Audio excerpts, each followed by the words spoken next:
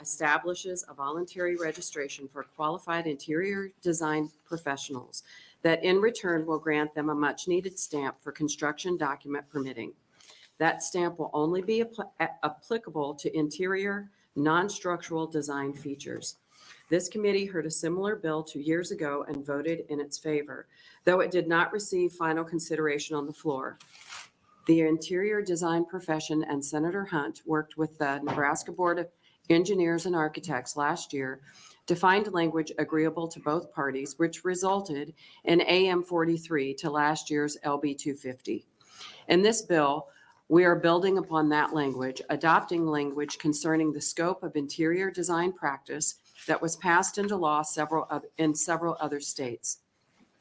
In this bill, the scope of interior design has been further refined. Oversight has been given to a joint board of engineers, architects, and now registered interior designers.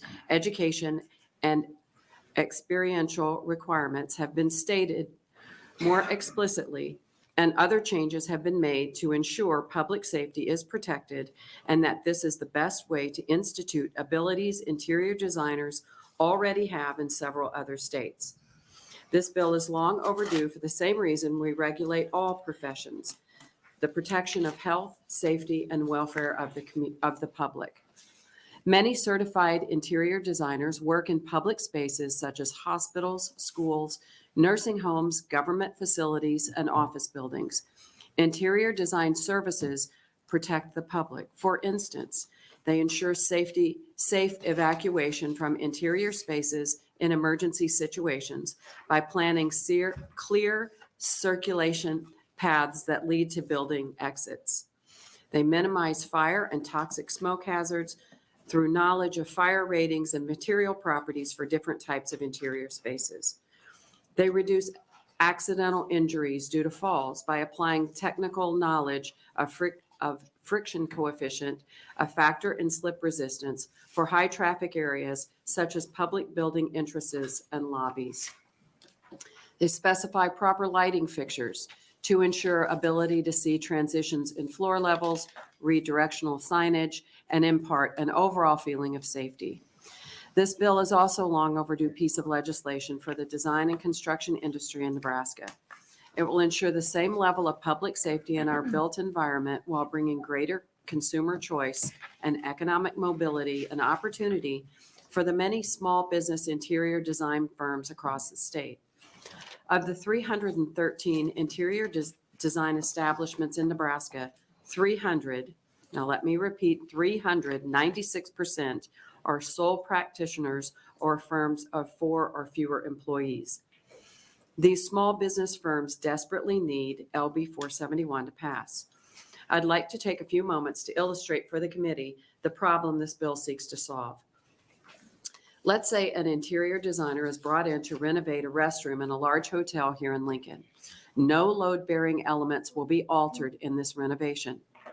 To comply with Americans with Disabilities requirements, this designer must draft a design that relocates fixtures, moves support handrails and handicap stalls, and perhaps expands the size of the bathroom to allow for wheelchair or walker access by pushing a non-load-bearing, non-structural wall back a few feet. This is a very typical job for a commercial interior designer.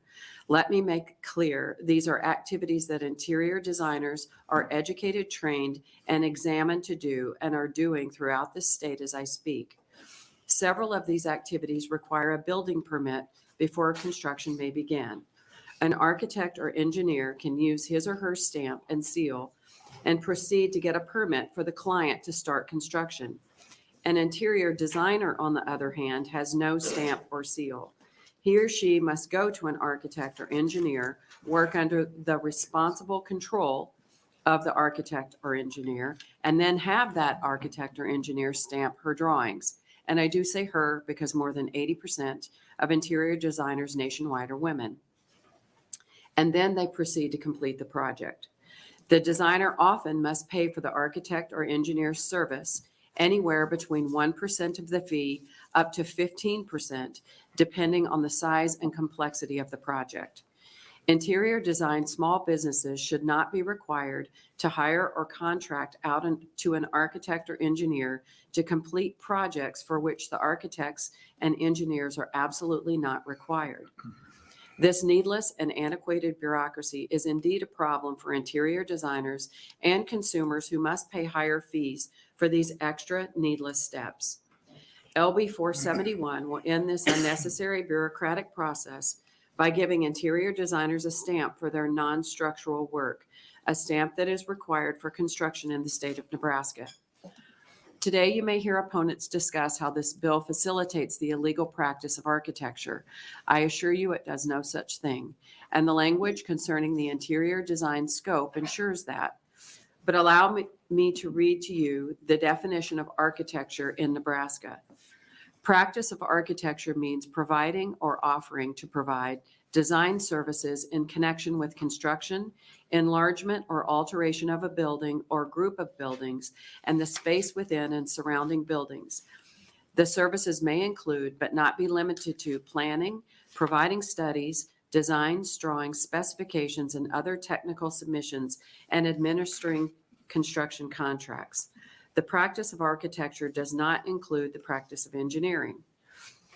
This exceptionally broad and vague terminology seems to capture any design-related work within and surrounding a building. It squashes any opportunity for anyone who, with the appropriate qualifications but without an architect's license, might compete with architects, and perhaps that's why some will testify in opposition. For hundreds of years, the world's oldest professions have been required to reckon with the emergence of new professions that might share similar qualifications and abilities. Our communities and the marketplace are better for it. What kind of world would we live in if doctors prevented the independent practice of nurse practitioners or paramedics? If dentists did the same to dental hygienists or lawyers to paralegals? The Nebraska Legislature should welcome these qualified interior designers and give them the chance to compete. By allowing them the chance to compete, we will be keeping more young people graduating from our interior design programs in Nebraska. Interior designers do not wish to practice architecture. They only wish to independently practice in non-structural, non-seismic scope listed in this bill, in which they are trained, tested, and competent to practice. We should not promote protectionism, but instead recognize that trained and qualified professionals should be able to work independently, even in overlapping areas of practice, if public safety is protected. LB 471 very clearly describes what interior designers will and will not be able to stamp, independent of an architecture or engineer. There will be no confusion. There will be no threat to public safety. The practice of interior design described in this bill is specific and limited to non-structural, non-bearing interior design elements and explicitly excludes the engineering of complex building equipment like HVAC systems, among other things, for which interior designers are not qualified to design. This is not the profession that you may see portrayed on TV, focused solely on paint, pillows, aesthetics, and other decoration. These are tested, qualified building scientists trained to independently design the work that LB 471 describes. You may also hear whether interior designers are qualified to practice the scope outlined in the bill. Without doubt, they are. The scope of practice for interior designers in this bill is based on the education, experience, and examination required to be an NCIDQ certified interior designer and was developed in collaboration between the architecture and interior design communities in several other states.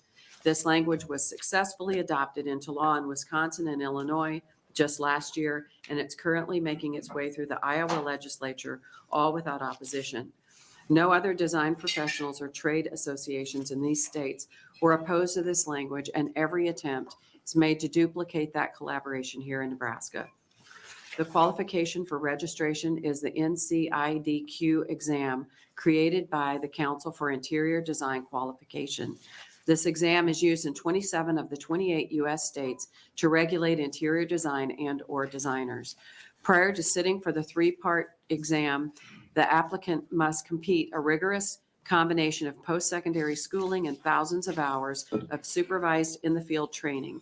We will have with us today a representative from CIDQ who will speak to the committee about the eligibility requirements and content assessed on the exam. Furthermore, the registration is strictly voluntary and will not create any barriers to entry or obstruct the practice of any other profession currently practicing. This bill does not create a mandatory license. It will not impact those engaged in strictly decorative services and will not impact any commercial or residential interior designer who does not wish to practice independently or obtain a construction document stamp. The bill also allows a licensed architect to register with the board as a registered interior designer without having to meet the additional interior design registration requirements outlined in the bill. Every effort was made to be open, collaborative, and welcoming of competing professions to create the best design marketplace in Nebraska. Passing LB 471 will allow Nebraska to join 15 other forward-looking jurisdictions in providing a construction document stamp to allow interior designers to submit their own work for a permit. These states have recognized the greater competition in the design and construction marketplace means greater choice for consumers, lower prices for design and construction projects, faster project completion times, and greater opportunity for small businesses. In these states, the public safety has not been harmed. In closing, LB 471 is necessary to allow interior designers to work to the fullest extent of their capabilities. It will not harm public safety. It will not allow interior designers to practice parts of architecture or engineering that should be left strictly for architects or engineers, but it will bring greater economic freedom, mobility, and opportunity to designers and design small businesses across the state. Thank you for your time and attention. I would ask that you listen to the needs of small businesses across the state, and I would be happy to answer any questions, and there will be many coming after me, apparently. Also, yeah. Thank you, Senator Geist, for bringing forward LB 471. Before I go into the Q&A portion, we have two senators that just joined us, and I want to be sure to give them time to introduce themselves. Good morning. Hi, Danielle Conrad from North Lincoln. I'm Megan Hunt from the northern part of Midtown Omaha in District 8. Thank you. Are there any questions for Senator Geist? Senator Hunt. Thank you, Vice Chair Sanders. Thanks for bringing this bill, Senator Geist. As you know, I deeply support this bill. And one of the barriers to passage in the past was actually your support. And so has anything in this bill changed, or how have you adapted the bill since past years? I believe I supported this bill. Okay, thank you. Yeah, I've always supported this bill. It's not my memory, but I certainly I'm glad did you're introducing 2 years it for ago. sure. I certainly did 2 years ago. Okay, thank you. Yeah. Thank you. Are there any other questions? See none. Thank you. And you'll be here to close. I will. Thank you. So we'll take those proponents at this time.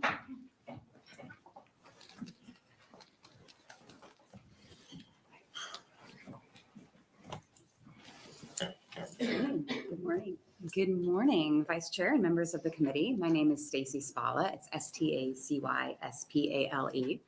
I'm a proud graduate of the interior design program at UNL, where I received an education that prepared me to be an interior designer that could practice independently. But as many of you have heard last session, Nebraska's laws are lagging in giving us that availability. LB 471 could change this. The bill we are proposing would create a voluntary registry of interior designers who have successfully completed the NCIDQ exam and give us stamp and seal privileges so that our drawings could be used to obtain building permits for projects that only fall within the scope of registered interior design. The bill combines our language with the existing Architecture and Engineering Act. So while it is long, the major pages to review are definitions starting on page 26, seal information starting on page 38, and registry information starting on page 59. While quite similar to what many of you saw last session, the scope of practice in LB 471 is specifically tailored to match the education, examination, and experience of the qualified designers to which this law would apply. If some of those practice areas overlap with architects, it is no different than dozens of other professions in Nebraska that share competencies and yet establish clear pieces of market share so that consumers have increased protection and choice. The scope of practice language in this bill was passed into law by Illinois and Wisconsin in the last year, and we are really excited to announce that it was passed unanimously through the Iowa Senate yesterday. Our expertise as interior designers also goes well beyond aesthetics, as Senator Geist mentioned. We play a key part in the health, safety, and well-being of end users and other building occupants. For example, my projects require that I have knowledge in flame spread ratings of textiles, slip resistance of flooring, and acoustic properties of materials.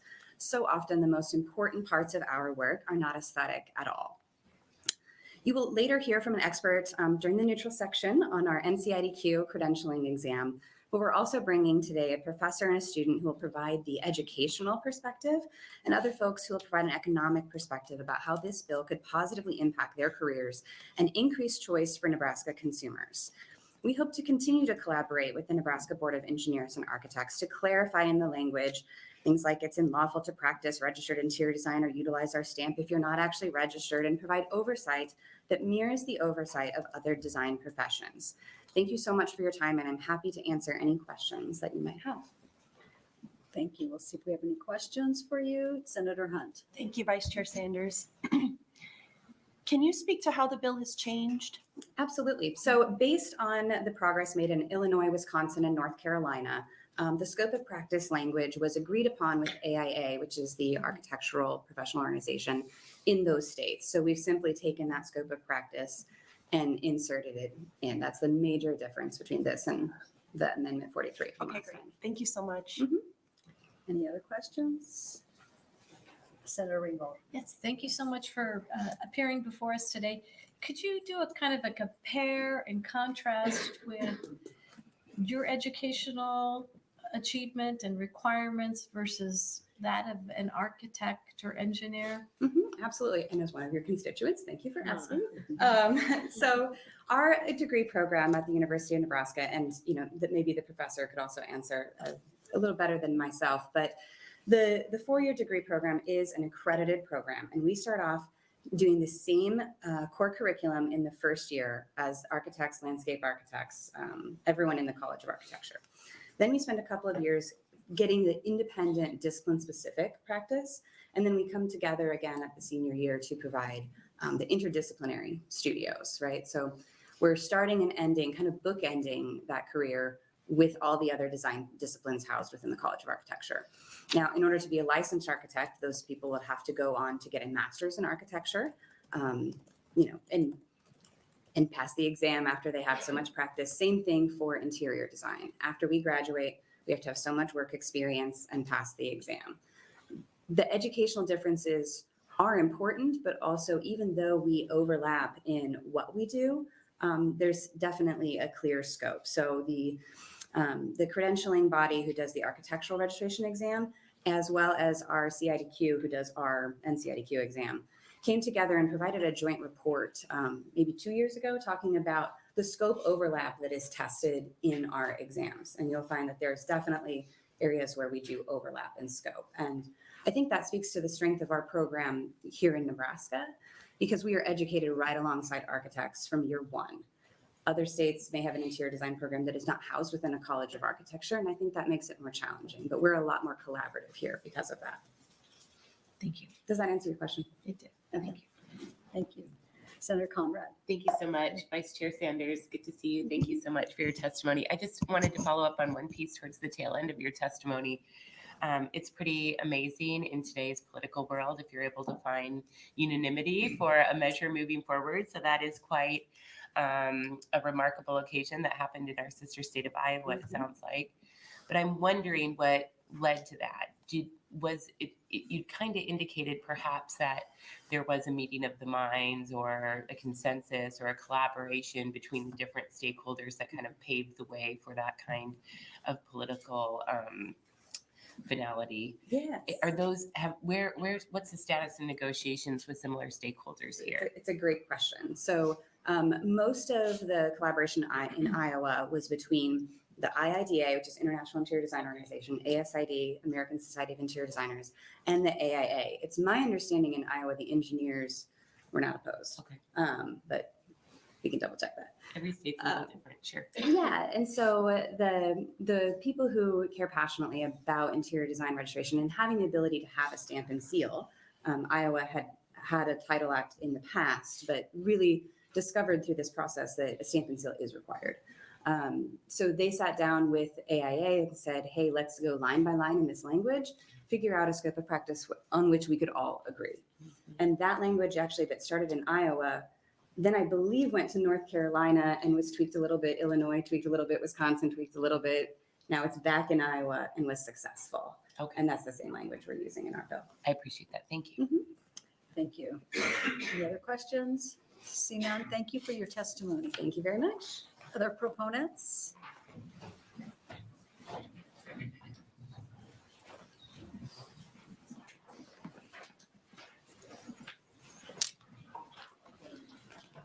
Good morning. Morning.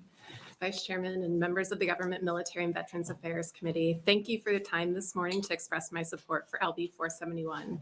My name is Kendra Ordia, Kendraordia, and I live here in Lincoln. I'm an assistant professor of interior design in the College of Architecture at the University of Nebraska, Lincoln, and a registered interior designer in the state of Texas since 2008. I am here as an educator, and I am not here representing the interior design program, college or university. However, I do have firsthand accounts of the accredited curriculum being taught in our state, and many stories of how this legislation impacts students as they choose where to begin their careers after graduating. I hold a Bachelor's of Science in Interior Design degree from the University of Nebraska-Lincoln and a Master's of Interior Design from the University of Texas at Austin. I practiced as a registered interior designer in Texas at large commercial architecture firms for 12 years and have been involved as an interior design educator for about 10. During this time, I've had the legal ability to sign and seal my own construction document drawings to obtain building permits, which I did for several commercial projects with non-structural modifications. This same ability is what we're seeking here in Nebraska under LB 471. I returned to Nebraska in 2019 for my current academic position at the College of Architecture, and I'm proud that UNL's program is one of 2 Council of Interior Design accredited interior design programs in Nebraska, other one being in Kearney. Senator Moe just stepped out. And we're responsible for educating many of the designers who would pursue voluntary registration in the state under LB 471. At UNL specifically, undergraduate students in the College of Architecture, as Stacy mentioned, includes architecture, interior design, and landscape architecture. The students begin their education together and often have overlapping classes. Each curriculum teaches a unique perspective and technical skill set. Interior designers obtain this technical knowledge by studying building and life safety codes, sector-specific building regulations, environmental behavior, lighting, acoustics, fire safety, circulation patterns, space planning, project coordination, and materials, just to name a few. Interior design students take courses in construction documents and learn how to communicate design intent of non-structural interiors with the professionals they would eventually coordinate with, like architects and engineers. From an educator's perspective, LB 471 is important for incentivizing our state's talented and knowledgeable interior designers to start their career here. As a point of reference, since 2017, so in the last 5 years, at least 49% of UNL's graduating interior designers have left Nebraska for design positions elsewhere. Since interior design is not legally recognized and regulated in Nebraska in the way that it is in 30 other US jurisdictions, interior design graduates in the state have no opportunity for independent practice, making opportunities in regulated jurisdictions more enticing and often attracting qualified practitioners out of Nebraska. And I know this from personal experience. Keeping Nebraska's economy competitive means establishing legal recognition for the interior design profession so that students, recent graduates, and young professionals can join firms, start their own businesses, and add to the workforce right here in the state. Qualified interior designers who will apply under LB 471 have the education, experience, and examination-based knowledge to protect public health, safety, and welfare in code-regulated spaces. And therefore, I ask you to please support LB 471. Thank you, and I'd be happy to answer any questions you may have. Thank you. Are there any questions? I see none, but I do have a comment. Thank you and welcome back to Nebraska. Thank you. It's been That good to you're be part back. of the effort. Appreciate your testimony. Thank you. Are there any other proponents?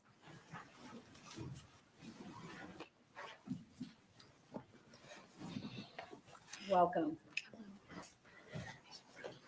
I was gonna say good morning, Chairman Brewer, but he's not here right now. He'll be back. So good morning, not Chairman Brewer, but members of the committee. My name is Kelly Kettlehut, KELEIGHKETELHUT. I am a 7th year student at the University of Nebraska-Lincoln. I may be a familiar face to some of you. I completed my 4-year Bachelor of Science in Interior Design in 2020 and will be graduating in August of this year with dual Master of Architecture and Master of Science in Architecture degrees. I'm here today to ask you to vote in favor of LB 471.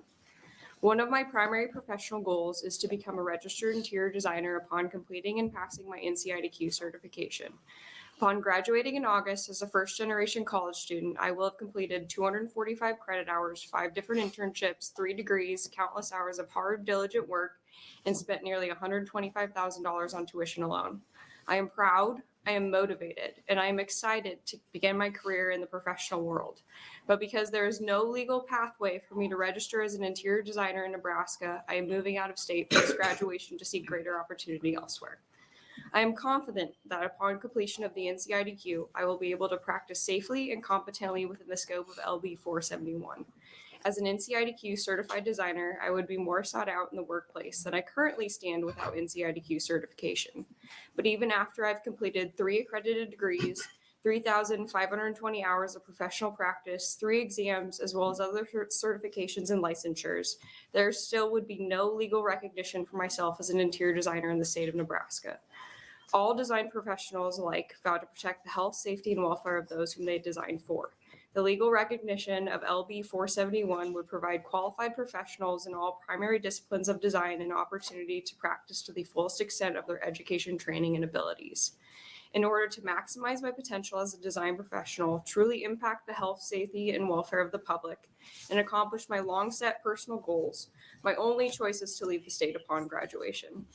Nebraska's lack of regulation for interior design does not incentivize me to start my career here. Thus, I am starting my career in a state where I at least will be able to call myself a registered interior designer upon completion and passing of my NCIDQ certification. If the law was different and NCIDQ certification meant that I was able to practice the fullest extent of my education, training, and abilities, myself and possibly many other recent graduates would remain in the state of Nebraska to start their businesses and careers. Thank you for your time and listening ear. Thank you. Let's see if there's any questions. Senator Rainbow. Thank you very much for sharing your experience. So at what point in your studies or career can you take the exam? So as an interior design student, you can actually start taking it at your senior year. So you can start taking it that second semester of your senior year. And then after that, there are 2 other exams that you would take after that. You could start the professional practice under a certified individual. We started that, we're required to start that as a 3rd-year student going into 4th year. So that experience starts then. And at that point, you can start taking your first exam. And then once you graduate, the other 2 to come. So when you graduate, do you typically get job offers from architectural firms or? Yep, there are architectural firms that collaborate interdisciplinary. So oftentimes you'll have architects, interior designers. Sometimes there's like acoustical engineers, engineers in general, structural, mechanical. I've worked in firms with all of the above. Mhm. So it sounds like you've already made plans to leave the state? Okay. If we get this passed, would you reconsider? I would consider coming back, yes. Okay, thank Definitely. you. Thank you. Are there any other questions? Seeing none, thank you for your testimony. Thank you, guys. Other proponents?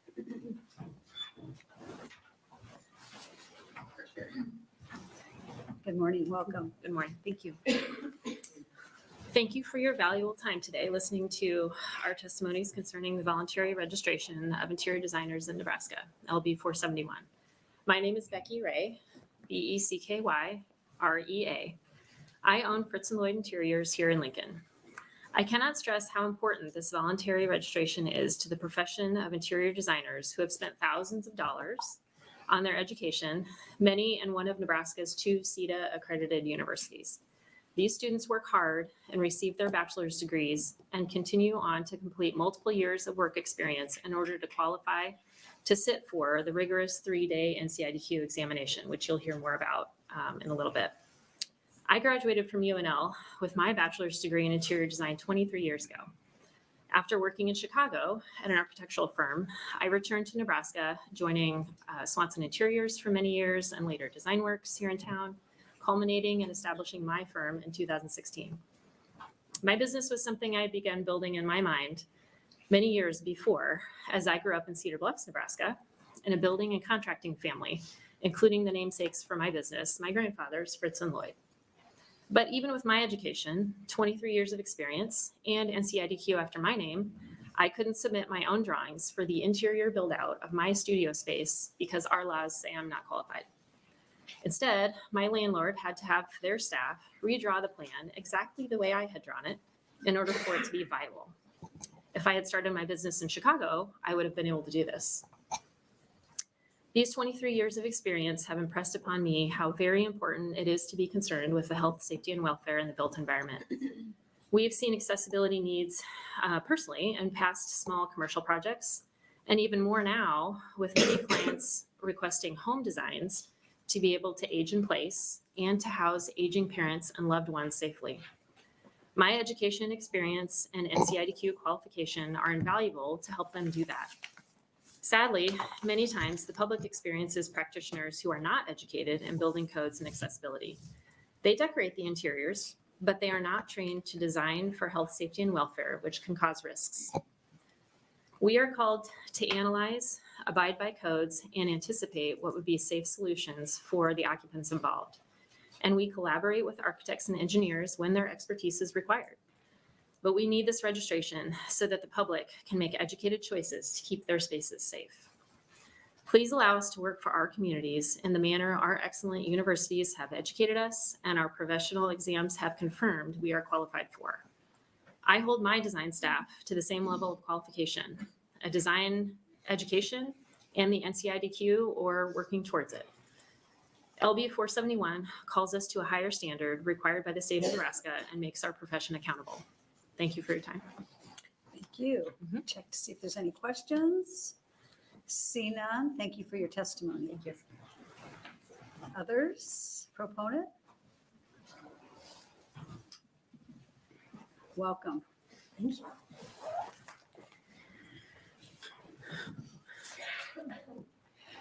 Vice Chair and members of the committee. My name is Jennifer Ankerson, Jennifer Ankerson, and I'm here in support of LB 471.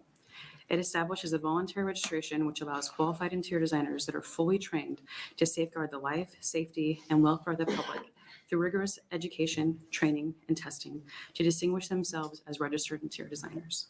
Regulating interior design is good for the economy. I work as a senior interior designer at a large architecture and engineering firm and as an adjunct professor for the College of Architecture at the University of Nebraska-Lincoln. This allows me to provide a unique lens as to why regulation of interior design is necessary, as I have perspective on both worlds. I'm an associate senior interior designer at Leo A. Daly, an AE firm with studio locations around the world. With 17 years of experience, I collaborate with and work alongside respected colleagues from all disciplines, including architecture and engineering.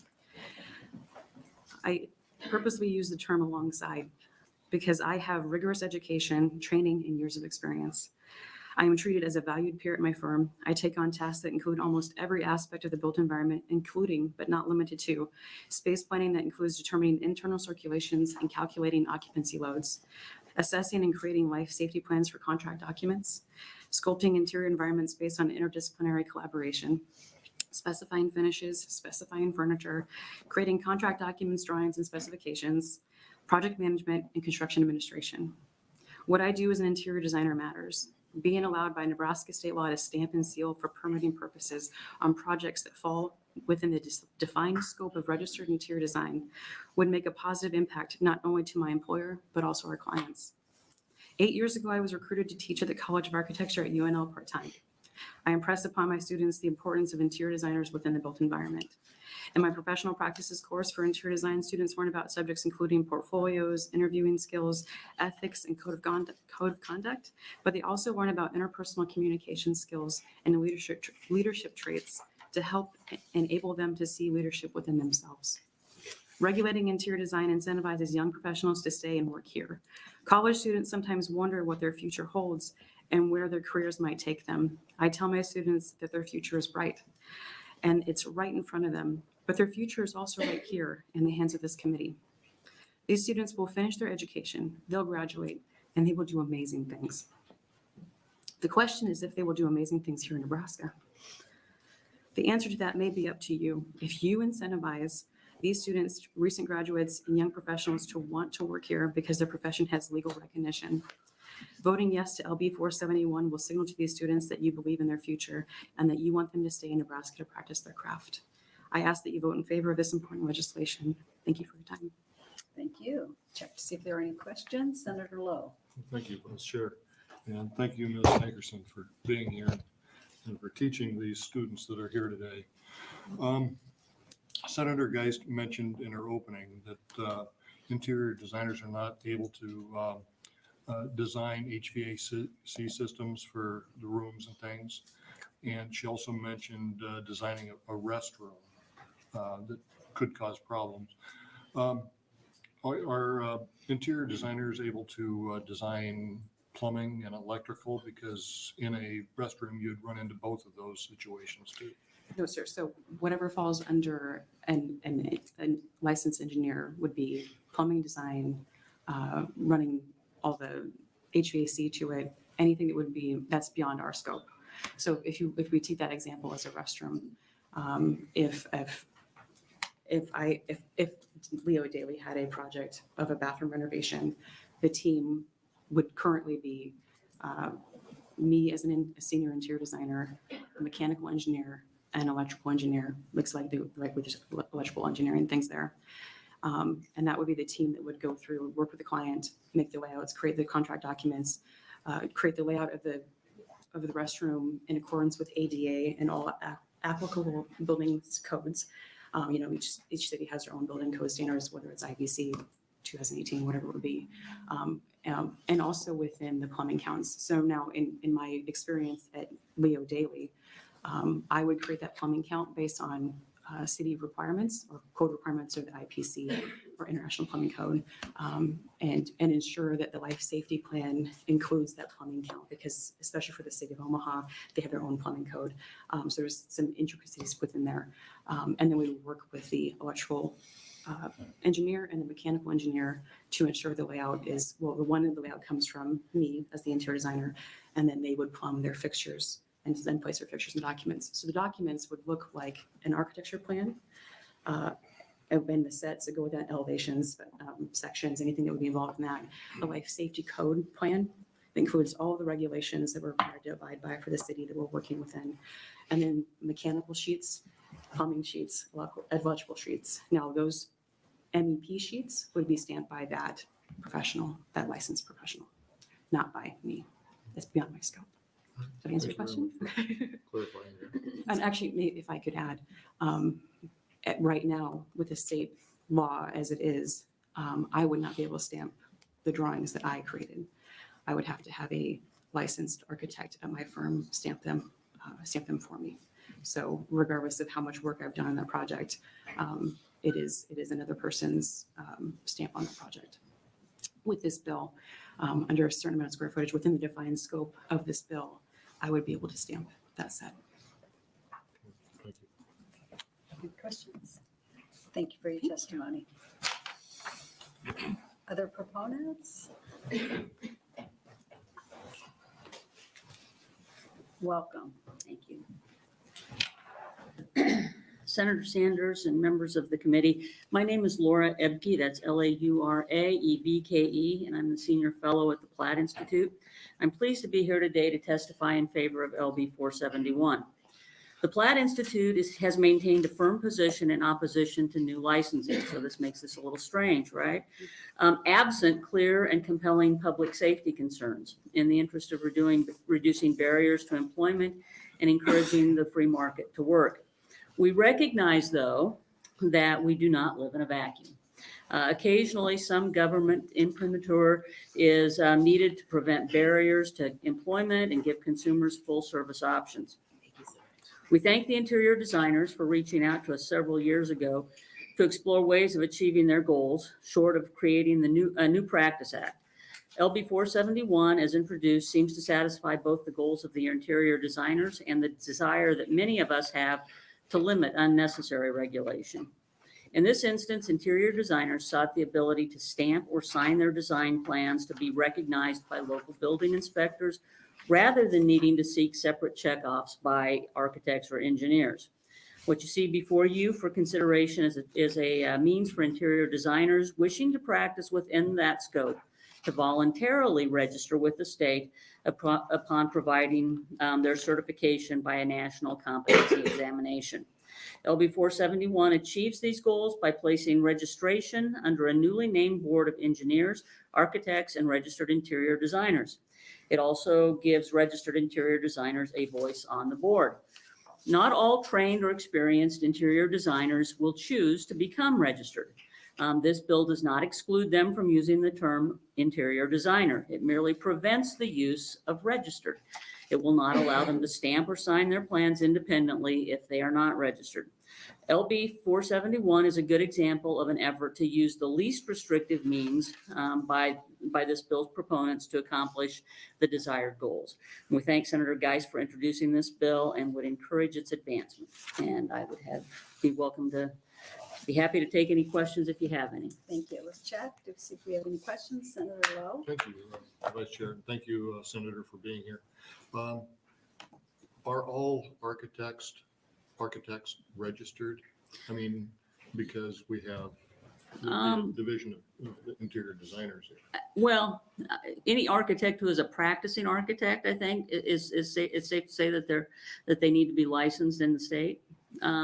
Architects have a little bit different structure, but I mean, somebody who's gone to architect school doesn't necessarily have to be. I've got a friend who's going to engineering school right now who isn't going to be a professional engineer, so he won't go through the testing, but he will be working under other engineers. So it's it's just a matter of what scope of practice you want, whether you have to be licensed. Are there any other? Senator Conrad? Thank you, Senator Sanders. Good to see you, Senator Abke. I was just wondering, and I know that there's volumes on this topic that you're really passionate about, but I was thinking about where this measure kind of falls within the hierarchy for occupational regulation. I know there's, you talked a little bit about how this is a voluntary measure and it's consistent with least restrictive means, but just maybe to kind of take a broader picture. Yeah, and in another bill that I'll be bringing, I'll show you the pyramid. We can take it up next. But I'd be happy to talk about that then. But this falls somewhere in the middle. It's not really full government control, but it's an option for those who wish to be licensed or registered. Okay, thanks very much. Any other questions? See none? Thank you, Senator, for Thank your testimony. Are there others? Proponents? Opponents? Anyone against the bill? Opponents? Against?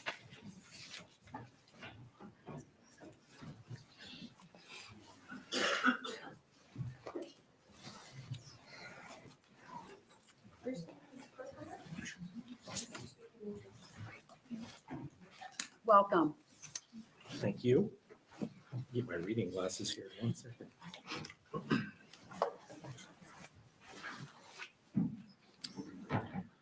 Well, good morning, Senator Sanders, members of the committee. My name is John Wilbeck. That's spelled Jonwilbeck. I'm the executive director of the Nebraska Board of Engineers and Architects. The board unanimously voted to oppose LB 471 at its January 2023 regular meeting. In the board's opinion, there are several technical issues with the bill with LB 471 as written, and I'll try to briefly summarize these. And these might impede enforcement or complicate enforcement of the act. First, turning your attention to section 34 of the bill, which supplies a definition for the practice of registered interior design. Note that this definition is different than that was introduced in AM 43 last year. This bill does not make the unlicensed practice of registered interior design unlawful. It says that it is unlawful to use the title registered interior designer, but it does not say it is unlawful to practice registered interior design. The only other instance where the bill uses the phrase, quote, practice of registered interior design, other than the definition, is in section 39, where it states that the registered interior design members of the board shall have been registered for at least 10 years, which might appear to make them only eligible for appointment in the year 2033 at the earliest. If the practice of registered interior design by a non-registered person isn't unlawful and the definition is not materially used anywhere else, the board questions why that definition is even needed. Including an essentially unused definition for the practice of registered interior design may also create confusion between that practice scope and the practice of architecture. The board has concerns that the bill could be interpreted to prohibit a licensed architect from performing any work that falls under the proposed definition of registered interior design, unless that architect also applies to be listed on the registry.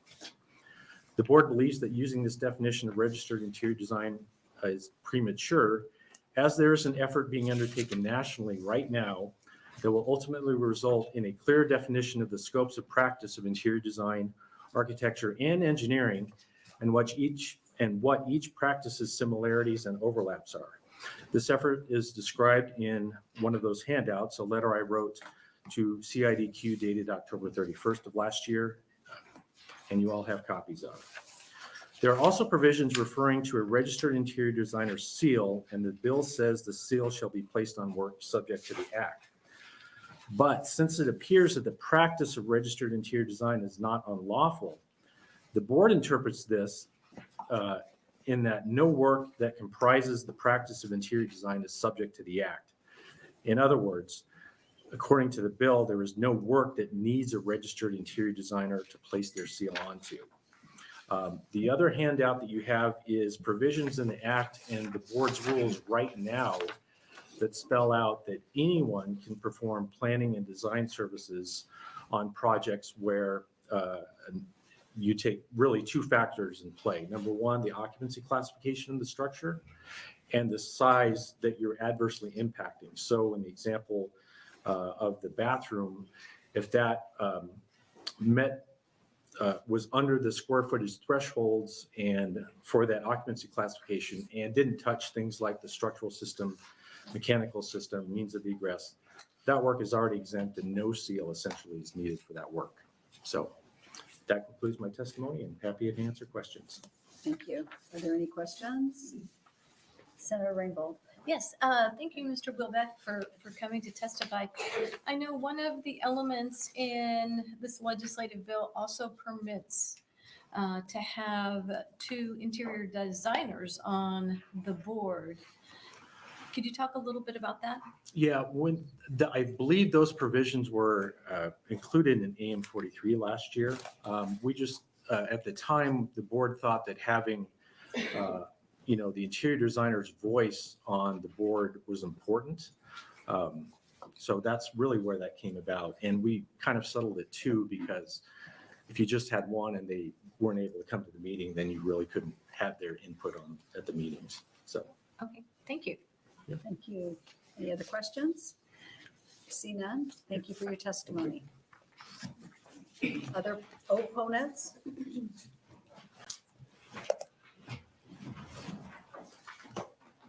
Welcome.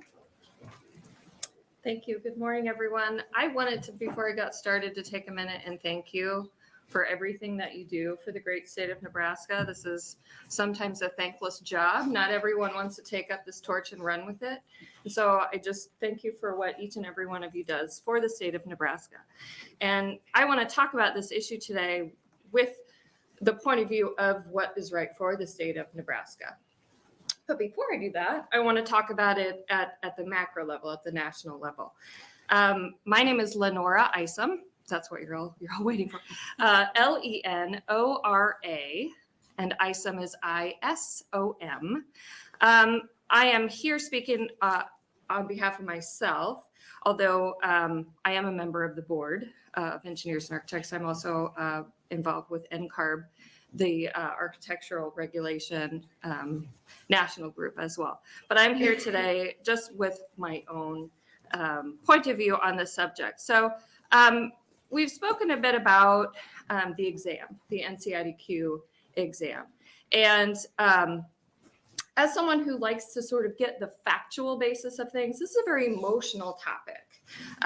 Students are going to school, they're being told by their educators, you can graduate and you can do these great things. and then they get into the real world, and in terms of regulation and the law, they can't necessarily do those things. So I like to take the emotion part out and just let's look at the facts. And so how do the exams compare? So I have experience with the NCARB exam, the architectural exam. And as a state board, we all come together and form this national group. We all have equal representation. We vote on things. So we have skin in the game in terms of these national policies that we're accepting on a state level to sort of act on behalf of the health, safety, welfare of Nebraskans. And I will say that I personally helped set the cut score for 4 of the 6 current NCARB exams. So we get into it in a deep level. I attended the CIDQ annual meeting because I wanted to learn the facts. I wanted to know how does this work here? And I understand they have maybe 30 item writers. So there is a group of folks that get together. However, I don't see the equality and state board oversight in terms of bringing this on as something that you're using rather than having your own state exam. And that I think is something that can be worked on as we move forward with this through the work of ICOR, which I'll talk about in a little bit. So NCIDQ versus CIDQ. So the exam is NCIDQ, which is the national.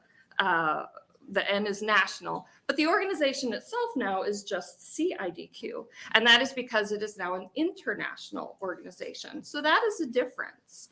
The way that new members come into CIDQ is different in that it's my understanding, and I know Mr. Briese can correct me if I'm wrong, but it's the exec board that really chooses how these new stakeholders come into the organization. So for NCARB, the National Architectural Board, and also for the engineering side of it, it's each state, has an equal, and also our the non-state U.S. territories. So, and I understand that NCIDQ being a much younger organization, they need to open it up because you need members to do volunteer work and to build this thing up. So they have opened it up they have Canadian members, they have just municipal members versus state members. So really the equality in terms of oversight from a state point of view isn't the same. And I think that conversations need to happen to where, oh shoot, I'm down to 1 minute. All right, sorry. I can answer more questions. So I really want to talk about the seal and exemptions. This bill does not change exemptions. And if we have to have a conversation about what can they do without a seal, we don't need to have a bill for that. We set that in our rules. So if it is an exempt project, it shouldn't be signed. As a regulator, if I see a seal, that tells me it's a non-exempt project, which means it has to have engineers and architects. So I think that we can't have the conversation about a seal without a conversation about exemptions. And this bill doesn't do that. So for today, for the state of Nebraska, a seal is not the right answer. A registry, absolutely. Let's have a state-approved list of these folks have taken this exam. These folks have additional training, and then we move forward. Iowa started with just a list, and then they move forward to the next thing. So too many things that I want to talk about, but I'll answer any questions. Thank you. Are there any questions? Senator Lowe? Could you continue on? Yes, please. So as I'm a licensed architect, but for the last 8 years, I've practiced as a code official, as a regulator. So I don't ask for building permits. I was issuing building permits at a small community. So a lot of these issues, a lot of these projects happen in municipal level cities or cities of the first class. But the majority of our state is second class or smaller. And that's where at the state board level, we have a lot of confusion over, who needs to be working on this project. Not every project that gets a building permit is signed and sealed. In my small community, when I was the building official for 5 years, I only had 2 or 3 projects that were non-exempt that had to have a seal. Our smaller residential projects, they don't need it. Our smaller tenant fit out projects, they don't need it. So as long as it meets these minimum exemption limits that Mr. Wilbeck handed out to you, even an architect shouldn't be signing those. So an interior designer can legally do those projects already without a seal. And so the other thing is, the state fire marshal is who looks at these projects in the communities that don't have a building official. So there's a level of education with them as well. If they start to see a seal on it, they're going to assume that that's practice of architecture or engineering. And then is it a violation of the act? So I understand the emotion and I understand the desire to set yourself apart as somebody who's done a lot of education, a lot of examination, and a lot of experience. But this current bill does not actually do that. And I don't want to see another round of, we think we have what we need now, but legally you don't. So thank you for letting me finish. Senator Rainbow. Thank you for coming to testify. I have a question. So when you get a set of drawings and you see no seal, does that raise a flag for you? No, so then I check the list of exemptions, which again are unchanged per this law, that they stay the same. And as long as it's under the square footage limit for the building type, then I can approve that permit without the seal. And if it does fall under the practice of architecture, engineering, or whatever else we would add to these exemptions or rules, then I would have to send it back to them and say, you need to have licensed professionals. And that's a big part of what the board does, is if there are projects that come through that, we get a lot of lumber yards and things doing projects, and then we're going to add this office and we're going to add this other stuff. And then it becomes a non-exempt project. And we say, you have to add licensed professionals. But again, if it is if the licensed professional that they could bring in could be an interior designer, this bill doesn't establish that criteria for them. So again, just from a legal point of view, this bill doesn't fix. We did have the Zoom call with Senator Geist, and one of the things I wrote down was we want to remove the barriers for qualified professionals, but this bill doesn't actually identify those barriers. And so I don't like legislation, just feel-good legislation. I understand wanting to move forward. I think a registry is absolutely a great first step. Okay, thank you. Senator Lowe. Can a registry be established without legislation? No, but this current bill could be edited to strike all the other items and just create the registry, which again, Iowa, that is what they said. So that is what you would call a title act. You can legally use this title in the state. You can, a customer can call the state, say, tell me about the qualifications that this person has. Because they may see the national qualifications and not really know what does that mean. And so it's another level. Nebraska, Omaha, we like to have 1 degree of separation with who we're hiring, right? So we want to know their qualifications. We want to know that they've done work for somebody that we know. And just a registry would be a great first step for that. And say you get a set of plans, of residential plans for 20,000 square feet, which would not be in the exempted amount. How many seals or stamps are on that? Well, then at minimum, you would need licensed architect and licensed engineer, because you probably got some structural issues on a home that big.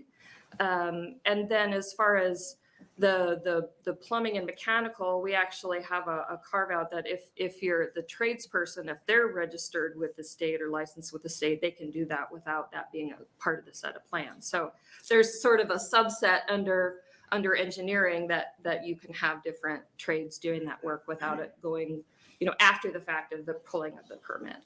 So there'd just be 1 stamp on that plans then? There would most likely be 2. Unless it was just a really big ranch style. And usually with that, you've got second story, so you've got some structural that may go beyond what an architect can legally do. Right, thank you. Thank you. Senator Rainbow. Just another follow-up question. So Do you think if we had a registry of interior designers, would that be enough to keep young graduates in our states? So keeping them in the state is really part of this national conversation that needs to happen. And that is what ICOR is doing. That's the Interprofessional Council on Regulation. And that is bringing together architects, engineers, interior designers, landscape architects, and surveyors. Because when you think about the built environment, that's what we're talking about here.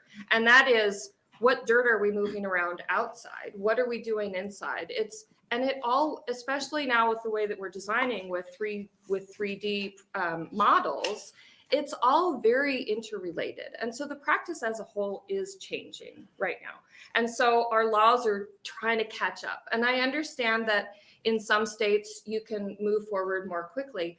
But really, if we keep piecemealing this at a state level, when I have the NCARB certificate, I can be an architect in any state. You know, people who have the engineering certificate, they can be in it. That's really this sort of national reciprocity. And I think that as part of this ICOR conversation, you know, the level of work that needs to be done, a good part of that is interior design works, you know, sort of a carve out of the traditional 1960s era architecture, right? Every project I do, I pick the finishes. I mean, we can also do that, but not everybody wants to do that. We don't have as the same level of training on that, but legally, can I do it? Absolutely, I can. So as we're sharing these models and doing this work together, we need to collaborate. And when we're talking about legally who can do what, that is why if we get to that point, interior designers would need to be on the board, because when we look at the unlicensed practice of all of these professions, what part of it, you know, would be interior design? What part of it would, in terms of bringing on licensed professionals, we try to decide who, you know, who is the best professional to bring in to ensure health, safety, welfare. So again, I understand the emotion. I understand. Let's take a great first step. I hope that answered your question. Yes, Okay. thank you All very right. much. Yes. Thank you. Are there other questions? See none? Thank you for your Thank you so testimony. much. Opponent, welcome. Thank you.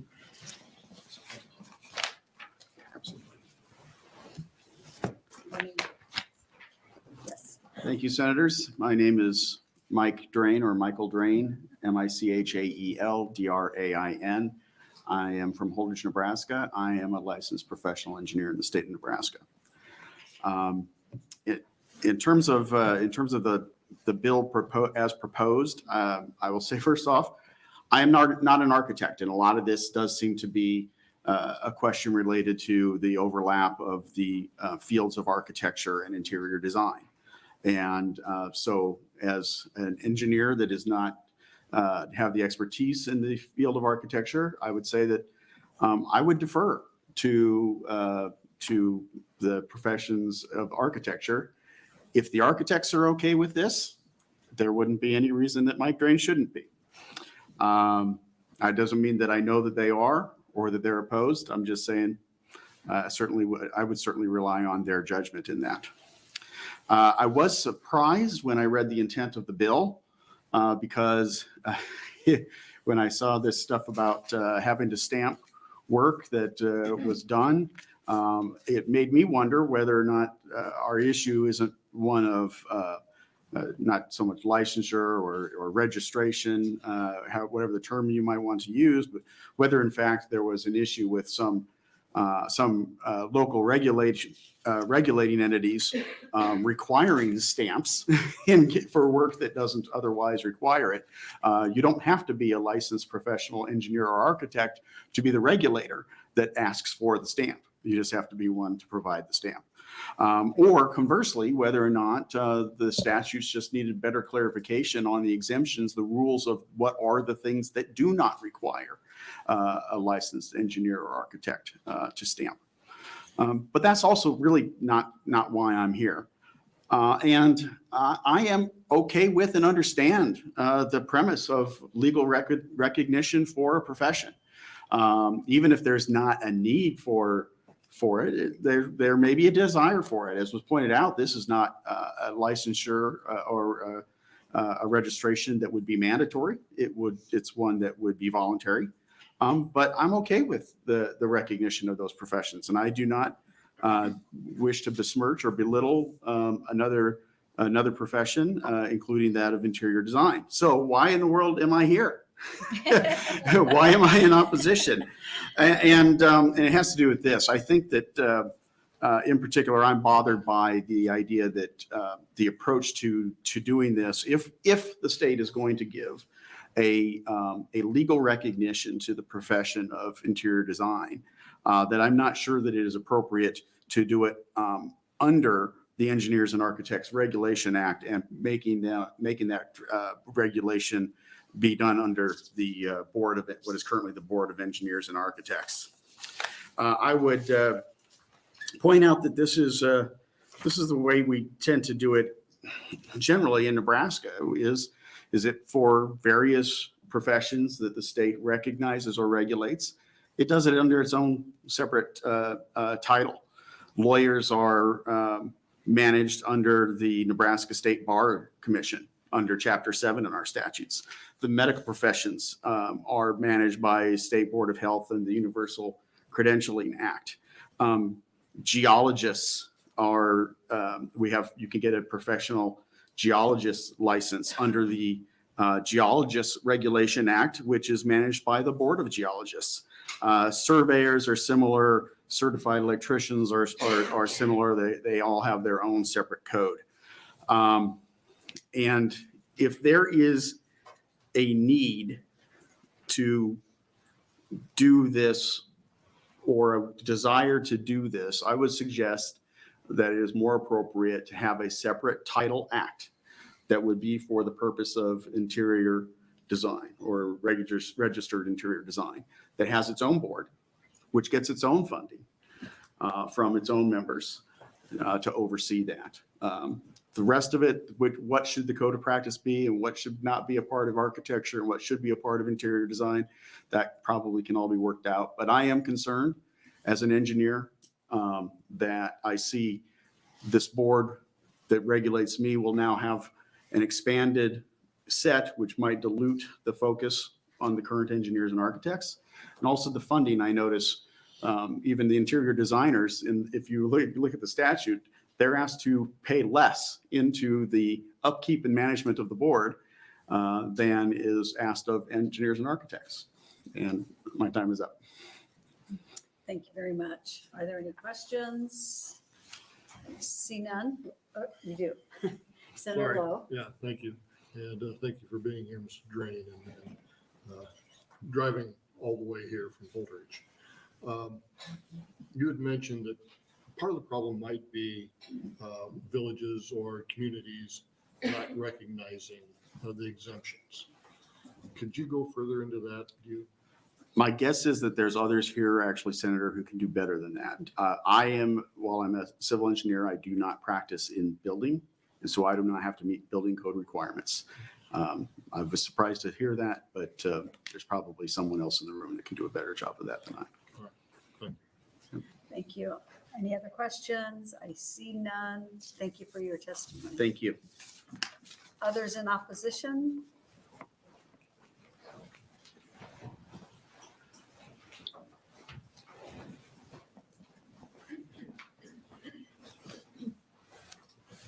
Welcome. Good morning. My name is Ann Sinclair, spelled ANNESINCLAIR.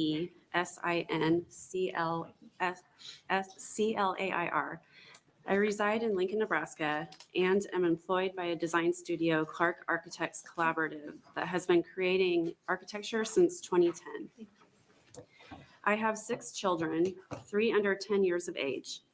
I was born in North Platte, Nebraska, and eventually moved to Lincoln, Nebraska, where I was raised. It has been my dream to be an architect, and I am dedicated to making this happen. I have been approved to take the NCARB test, the Architect Registration Examination. It's a multi-division exam used to assess your knowledge and skills regarding the practice of architecture and features 6 divisions. I am a non-traditional ARE candidate, in that I am utilizing my 22 years of on-the-job exposure and training to supplement the traditional educational requirement. Completing all 6 divisions is required by all U.S. jurisdictions as a key step on the path to earning a license. The 6 tests will take over 33.5 hours to complete. The ARE is designed to assess aspects of architectural practice related to health, safety, and welfare, focusing on areas that affect the integrity, soundness, and health impact of a building. To reach my goal of passing the exams, I have been scheduling in 1.5 to 2 hours of study time, 5 to 6 days per week, by splitting up this time throughout each day. First thing in the morning, lunch hour, and in the evening. Weekends, I am able to have more flexibility, but usually opt for full 1.5 hour study sessions first thing in the mornings. I have 22 years of experience, and yet I am learning so much in my studies. In addition to becoming licensed, I need to demonstrate the ability to perform 96 key tasks in 6 program areas and report a total of 3,740 hours across the 6 areas. Nearly half of this documented experience, 1,860 hours, must be gained while employed by an architecture firm legally practicing architecture and under the supervision of a licensed architect. Clark Architects has both male and female architects who have juggled family life, experience requirements, and study time to become licensed. The time, sacrifices, and financial investment is not something any of us take lightly, but we have witnessed our colleagues get to the finish line time and again. Further considering gender role in this issue, the college has 60% women and 40% men enrolled who will be figuring out their own paths towards licensure, with the rest of us rallying around them. As women and men, mothers and fathers, we do this because we know the test and experience is very important. We must know this information for the health, safety, and welfare for the people who will be in the buildings we help create.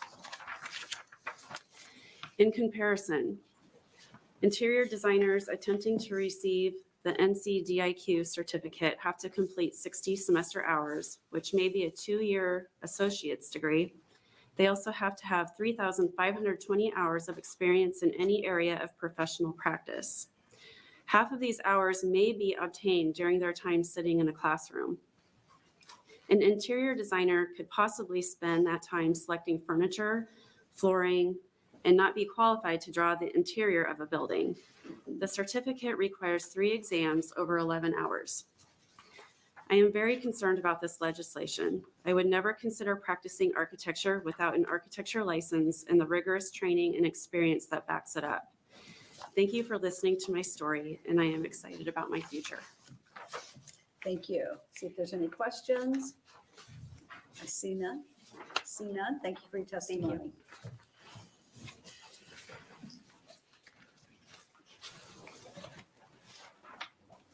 Welcome. Good morning. I am Jeannie McClure, JeAnnNEMC, capital CLURE, and I'm the Executive Director of ACEC Nebraska. That is the American Council of Engineering Companies. We represent 48 engineering firms doing business across the state. We are the only organization representing the business interests of engineers, and we work to promote initiatives that create and enhance business climate for our members. They are engaged in engineering and construction projects that propel Nebraska's and the nation's economy, enhance and safeguard the quality of life. We appreciate Senator Geist's efforts to bring all of the groups together to discuss this bill. Despite many meetings and discussion, ACEC Nebraska still sits in opposition of LB 471. Licensure and protecting the health, safety, and welfare of the public is the cornerstone of the practice of engineering. Engineers depend on rigorous and credible licensure to ensure that only qualified professionals are given the ability to seal plans for buildings, institutions, structures, roads, and all the components that make up the spaces where the public trusts that they can safely reside, meet, attend school, receive healthcare, shop, and drive. To obtain a license to be a professional engineer or a PE in the state of Nebraska and obtain the stamp that is needed to seal plans, there are rigorous criteria required. And I've outlined those in my testimony here, but so it's a degree from an accredited program, or a program that meets the NEECS engineering education standard, passage of both the fundamentals of engineering exam, which you take most likely maybe when you're still in school, probably junior, senior year, that you can be working on that. Principles and practices of engineering, the PE exam, which gives you those 2 letters behind your name, and also a structural and engineering exam. I would say that the PE exam, I mean, you also need 4 years of engineering experience, and you take that exam, and you need both of those things to obtain your seal. And those are all required within Nebraska's engineering and architects by their board. Now, interior designers are valued members of the architecture, construction, and engineering team. Working together with other professionals with the team works well. It is of great concern to us that this voluntary registration is being proposed to elevate certain interior designers and to let them market themselves as registered. While it's unclear what the seal of a voluntary registered interior designer would allow them to do, there are a couple of things that it will accomplish. It will create an unnecessary voluntary registration that is confusing to the public and to code agencies. It will cause a contradiction in statute, and it will create reciprocity for other states that leave Nebraska with standards that are only as stringent as the state with the least rigorous requirements. I have another testifier that's going to come forward and go into some more detail from this written testimony here. But we would ask that the committee not consider this moving forward. Are there any questions? See none? Thank you for your testimony.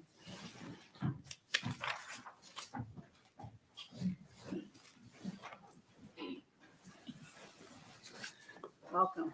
Good morning. Thank you for the opportunity, Vice Chairman Sanders and the rest of the committee. My name is Brandon Desch, BRANDONDESH. I'm a professional engineer in the state of Nebraska and 10 other states. I've been practicing for 16 years and 20 years overall. I'm the legislative chair for ACEC Nebraska, Jeannie just testified for, so I'll be continuing some of the testimony that we have as part of that organization. I wanted to first start, I think the things I've heard today related to the personal stories are important, and I appreciate, as Jeannie said, that we value the professional services that interior designers provide, and it is architecture, interior designer, maybe more overlap there than it is with professional engineering. But because this bill addresses the Engineers and Architect Act, we felt like we needed to come and oppose some things. And so I'll specifically talk about first just the process to become a professional engineer. And it's very similar to the testimony you heard from Anne related to the professional architecture license, in the sense that it starts from the very beginning. You know, students in high school determine if they have an interest in science and math, and it leads them to an engineering education program at some university. And those programs are very specific to science and math, specifically in the sense of you get the opportunity, I guess you could say, to take 4 semesters of calculus, including differential equations, to start out in your first 2 years. Maybe just stop there. In comparison to degrees I've seen for interior designers, it's 1 semester of math to get that degree. So start with that little base of information. Then you move on to take classes such as statics and dynamics and theory of structures and fluid mechanics and all the different elements of how the world and the physics of the world work on structures, both dynamically, which means in motion, and statically, which means in place. And so engineers then start to, in their second, third year, start to determine which specific area of engineering, professional engineering, ultimately, hopefully, that they would like to practice in as they move along in their career, 5-10 years down the line. starting to make that decision based on your interests and what kind of projects you want to work on and certain things. So in the third and fourth year of your bachelor's of science degree in engineering, you start taking real specific courses. For me, it was geotechnical engineering, which is anything from the ground down, or as Lenore said earlier, dirt, dealing with that. So we study foundations and soil mechanics and coursework and all those things to allow us to be very specialized in that field of professional engineering.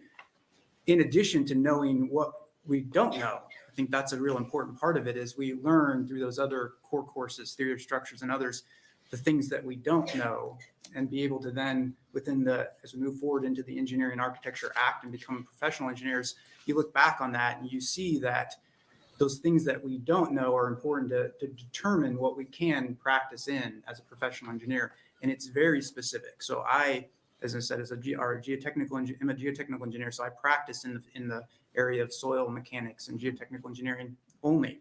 I work with structural engineers, and I guess I'll lead into my kind of other personal story about the interior space and the development and the design of that interior space. When I've worked with those structural engineers who not only get their degree, get their professional licensure through, as Jeannie said, fundamentals of engineering, professional engineering exam, they take a second 8-hour exam, structural engineering exam, to become an SE, or a structural engineer that's even more specialized in that area.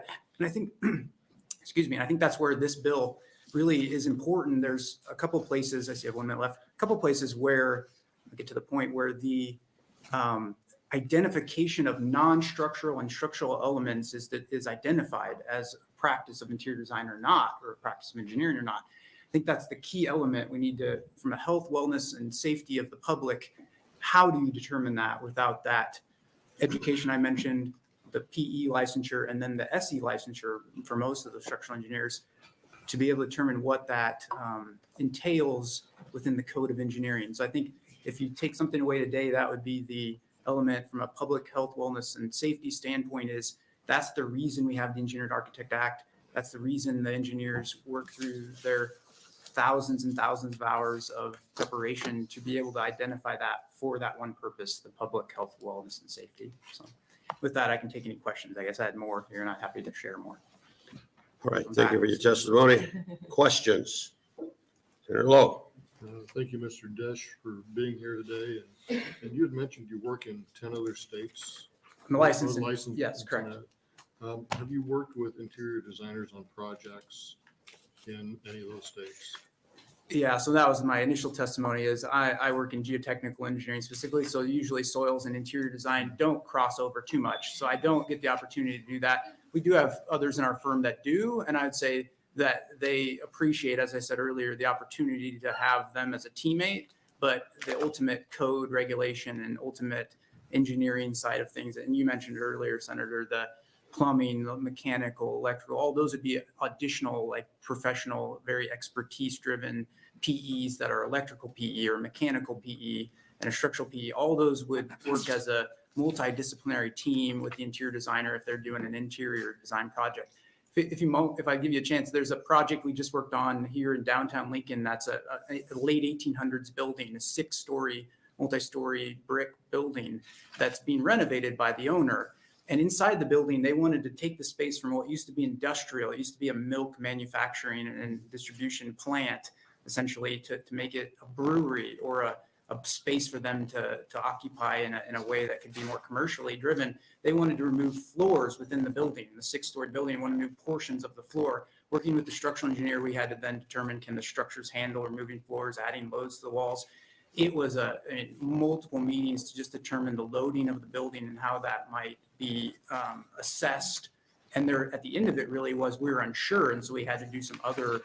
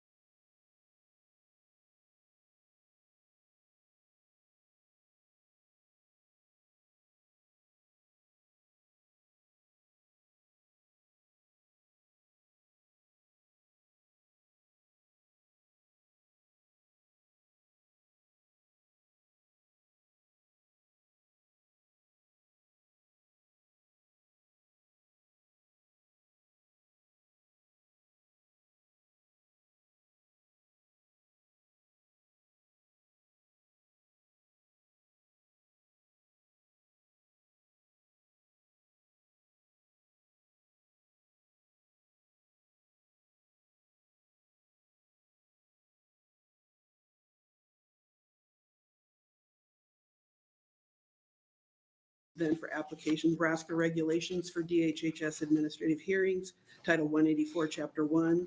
A decision to either issue or deny an application must be made within 150 days after an application is complete. Having different timeframes for these new methods of licensure is problematic.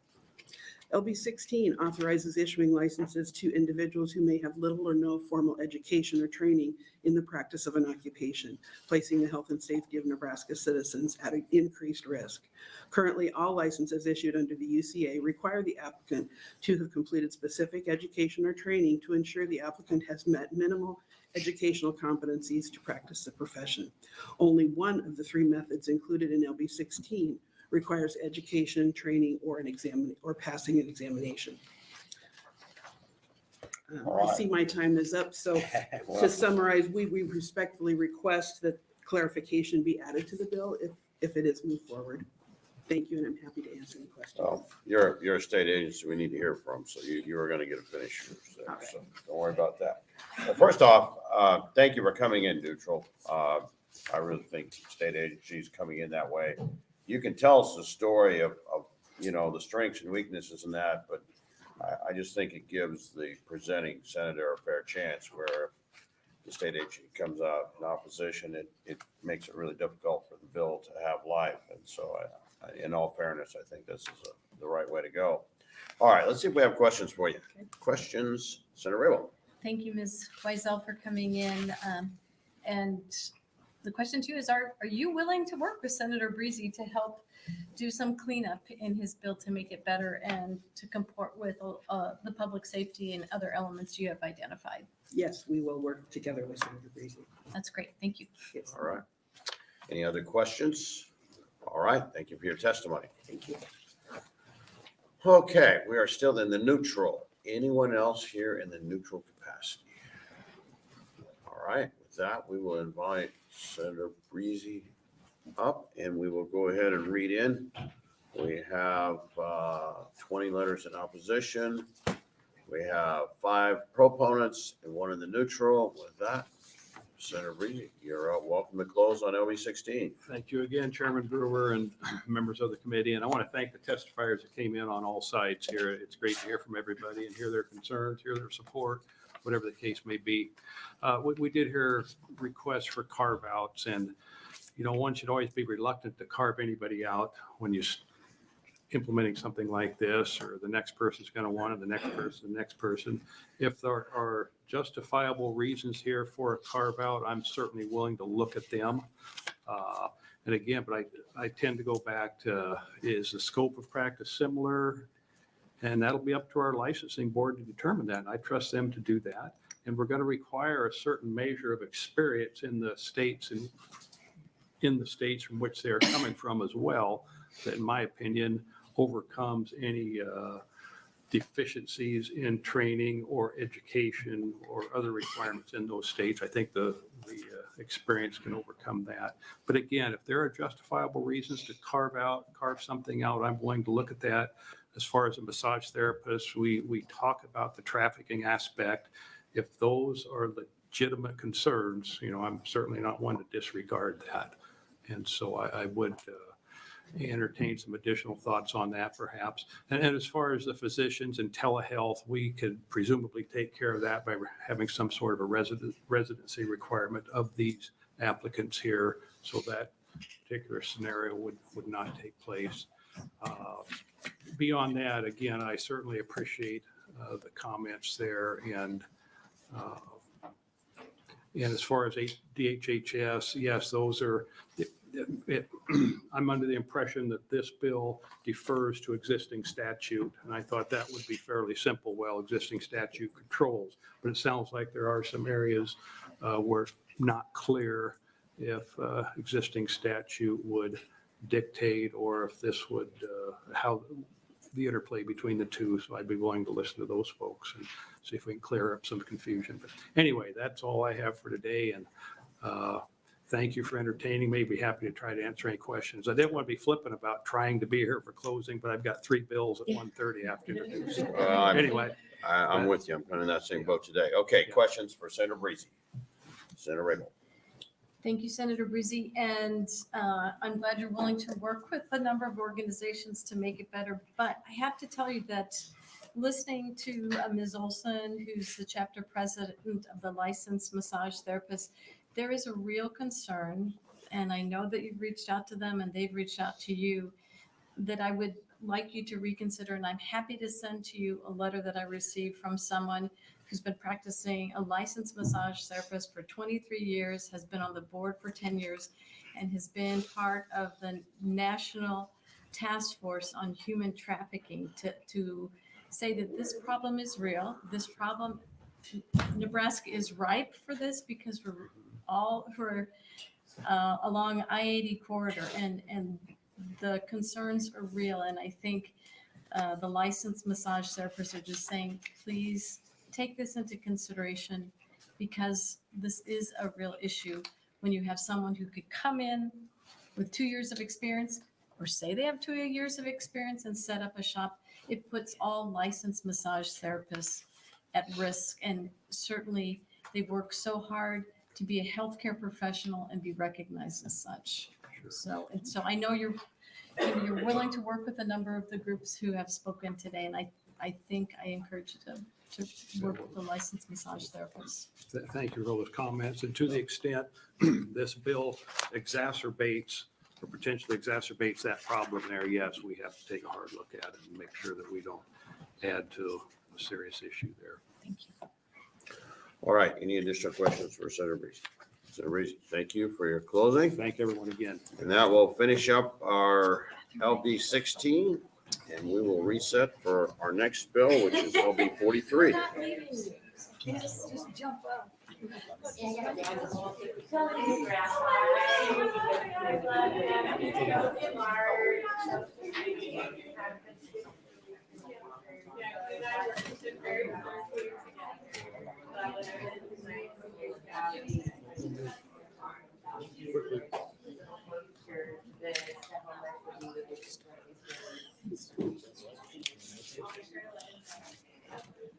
All right, let's go ahead and get started so that we may actually get a moment for lunch. All right, let's see. We are now on LB 43. Senator Sanders, whenever you're ready, begin your open. Thank you and good afternoon, Chairman Brewer and committee members. For the record, my name is Rita Sanders, RITASANDERS, and I represent District 45, which includes much of Bellevue Offutt community in eastern Sarpy County. Today, I'm introducing LB 43. I'd like to thank the Platt Institute and the Pacific Legal Foundation for bringing me this bill. LB 43 is simple, 2-sentence amendment to the Administrative Procedures Act. AM 273 will make it even shorter. Section 2, as amended, would read like this. In interpreting a state statute of agency or agency regulation, a hearing officer or judge shall not defer to the state agency's interpretation of such statute or regulation and shall interpret the statute of regulation starting at the beginning or de novo on the record. Section 3 says this, in actions brought by or against state agencies after applying all customary tools of interpretation of a statute or regulation, the court or hearing officer shall resolve any remaining doubt in favor of a reasonable interpretation which limits agency power and maximizes individual liberty. That's it. I will offer some context. In 2019, case named Prokop versus Lower Loop Natural Resource District, Nebraska Supreme Court Justice Papik gave an opinion that the principle of deference seemed, and I quote, to be in tension, if not outright odds, with the Nebraska version of the Administrative Procedure Act, end quote. Justice Papik called for reexamination of the deference, just lost my space, precedent. LB 43 is an attempt to offer clarity in the Administrative Procedure Act towards difference. Difference is a legal concept by which courts are expected to defer to the administrative agency's interpretation of a statute of regulation. To be clear, this is not always expected of courts. This is only when all other customary tools of judicial interpretation have been used, such as case law or legislative intent. Difference is not used if statute or regulation language is plainly incorrect or inconsistent. If a statute or regulation is still vague after that process, difference is used. This legal concept raises some important questions about separation of power and the primary purpose of our government to protect individual liberties. For example, in criminal cases, courts interpret vague criminal law against the government because it would be unfair to imprison someone for an unclear law. It would make sense to keep this tradition. Similar to baseball, when a base runner reaches a base at the same time as the outfielder puts his foot on the bag, the tie goes to the runner. The problem with difference in these instances is that it grows administrative agency power and it raises separation of power concerns. Most administrative agencies are under the purview of the executive branch, which the legislative branch has authorized to carry out specific functions. Judicial difference breaks the notion of separation of power in our system by deferring definitions of legislative intent to an executive agency. I have brought an amendment for your consideration. It is a simple cleanup amendment that removes some redundant language to better clarify the process, the purpose. This is AM 273. Also in front of you is a list of recent cases using deference in Nebraska. The top 3 cases chose to use deference in their ruling. Additionally, I want to thank the Nebraska State Bar Association and the Department of Administrative Services for coming to us to discuss their concerns. We also reached out to the Administrative Office of the Courts when we introduced LB 43 in effort to seek input. In summary, LB 43 gives guidance to the courts so that the courts can judge statutory and regulatory matters in a way that levels the scales of justice between the government and the people. This can be complex issues, so I encourage you to ask questions of the subject to the experts following me. To learn more about the legal intricacies of this bill, thank you for your time. And I'm happy to answer questions, but I think the experts following me would be probably the ones that would have your answers. But All are right. there any questions for me? Thank you, Senator Sanders. Questions? All right, we're going to rule those after you then. Thank you very much. You bet. All right, first proponent to LB 43. Laura, welcome back. Thanks. I'll be here this afternoon too. Chairman Brewer and members of the Government Committee, my name's Laura Ebke, Laura-Ebke. I'm the Senior Fellow at the Platt Institute, a free market think tank here in Nebraska, and I come in support of LB 43 and thank Senator Sanders for introducing it. Others, including my colleague from the Pacific Legal Foundation, will provide more of a legal background for adding this language to the Administrative Procedures Act. I want to provide just a bit of insight from a more constitutional or philosophical perspective. We were all taught about the separation of powers among the 3 branches of government, legislative, executive, and judicial, when we were in school. That separation is critical to protecting individual liberty and our republic's continued life. State agencies, generally under the umbrella of the executive branch, derive their powers from authority granted by the legislative branch.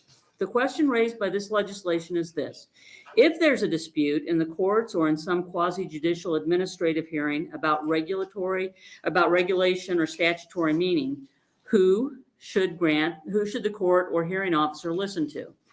Deference to an administrative agency grants powers to an unelected branch of government to define its own powers. The bill says that rather than go to the agency for definition, the court should use customary tools of interpretation, like the statute's wording, its legislative history, legislative hearing records, and so on. Suppose those things don't provide clarity for deciding a dispute. And in that case, the court should resolve the remaining doubt in favor of an interpretation that limits agency power and maximizes individual liberty. In the end, if the legislature didn't make clear what powers were being granted to a regulatory agency, that reflects a failure of the legislature, not a grant of power to the agency. In that instance, judges can decide that the tie goes to liberty until the legislature is more specific. So we urge your advancement of this bill to general file. I think it's a great cleanup. Well, Laura, you must have done a good job, because you went from me being really confused on this to it's starting to gel and kind of make a little more sense. So it's a good sign, I think. All right. Any questions for Laura on, yes, Senator Conrad? Yes, thank you, Senator Burr. Good to see you, Senator Ebke. Gosh, I really wish we would have had a chance to serve together. I think it would have been so fun to debate all of these meaty issues. But in this role, we still have the opportunity. So thank you. You know, I am open-minded and intrigued and interested about the bill for a lot of different reasons, looking at a host of recent rulings out of the Nebraska Supreme Court that touch upon these issues. But I want to just really ask kind of two kind of threads for follow-up questions. One, I'm not sure that it would be, and maybe I misheard you at the end, this would seem to me to represent a pretty major shift in our jurisprudence rather than a cleanup. Now, maybe. I suppose that's one way to look at it. Okay. I mean, I guess the way I look at it is it would clarify things for the judicial branch. Okay. And as to how they should interpret. Very good. And then I guess kind of the other thread would just be around, and maybe I'm misunderstanding it, and there'll be some folks that come later, but this is part of this kind of longstanding, broader, on the federal level, we call it Chevron deference, right? Mm-hmm. So, and I know that's been controversial and is squarely in the Supreme Court's crosshairs, I think, even this term. But the reason being, I'm trying to just tick back through my administrative law roots, and I'm a little rusty, but like judicial efficiency, expertise from the agency, I mean, help me to remember and maybe just draw a picture, and maybe if there's folks behind as well, like what the public policy reason is for granting that deference. I suspect that it's just ease. Yeah. And, you know, that you got to find a definition, and rather than trying to look at, look back at all the legislative history, and Right. I think that's probably that. But my colleague from Pacific Very Legal good. Foundation will be able to tell you much more about that. No, very good. I really appreciate it. Thank you. It's a very interesting bill. Thank you. All right. Additional questions? All right. Thank you, Laura. Thank you. All right. Still on proponents to LB 43. Come on up. Go ahead. Chair Brewer, members of the committee, my name is Daniel Dew, Daniel Dew. I'm the legal policy director at Pacific Legal Foundation. We're a nonprofit law firm. We've been around for about 50 years now, litigating across the country for constitutional rights. We have 3 cases up before the U.S. Supreme Court just this year. Thank you for taking the time to take up this important issue. When people walk into courtrooms, they're often greeted by a depiction of Lady Justice, who is blindfolded and carrying the scales of justice, indicating to those who enter that justice is blind and that justice will be done in their case. Unfortunately, these deference doctrines that we've been talking about instructs Lady Justice to peek her blindfold and put a thumb on the scale of justice in favor of the most powerful party you can think of, and that is the government. Many states are rethinking this doctrine. 11 states have gone away from it, including just last year, 2 states, one through a state Supreme Court decision, one through legislation that looks very similar to the piece of legislation you see before you today, have done away with this. We've heard about Justice Papik's criticism of this. Former Attorney General Peterson actually signed on to an amicus brief arguing that deference should be done away with at the federal level. The justification is that agencies are the experts in these really technical areas. The problem is that our courts are the experts in interpreting law. So while an agency may have an opinion on what their regulation means, what we really want to do with our laws and regulations, which have the same effect of laws, we want to put people on notice of what the law requires or what the law prohibits. And if a citizen or a business has to guess what an agency interprets the law or a regulation to mean, then we're not really giving them that fair notice. So that's what this is about. This is about fundamental fairness, the presumption of liberty. It's been talked about the rule of lenity. We also do the same thing with contract law. Ambiguous provisions are interpreted against the drafter because we want to encourage clarity. The Attorney General from Tennessee recently talked about the law that was passed there, and he said that they've seen a difference in the way that their agencies are acting. They're being more clear in their drafting because they know they're not going to get the benefit of the doubt anymore. I have more, but I'm happy to answer any questions because I know our time is short. All right, thank you for that. Let's see, we have questions. Questions? All right. Oh, I'm sorry, Senator Ray. Well, thank you so much for being here today. I'm not an attorney, so I'm trying to get my hands around this. Is there one case that you can summarize quickly, that a simple case where it doesn't dive down that rabbit hole of legal issues, but where you could say where the judge gave too much deference to an agency?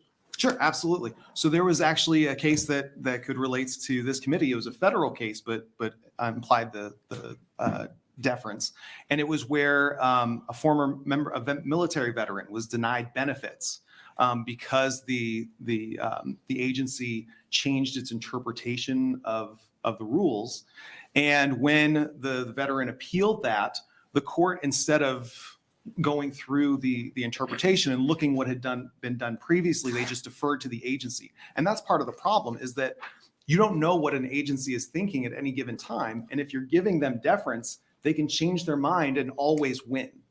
And it actually incentivizes them to write ambiguous provisions because they can always win. So that's part of the problem. Okay, thank you. All right, additional questions? Yes, Senator. Thank you so much. I think this is a really interesting bill. And just maybe it would be helpful for the committee if just to draw upon your expertise a little bit more while we have you in the hot seat.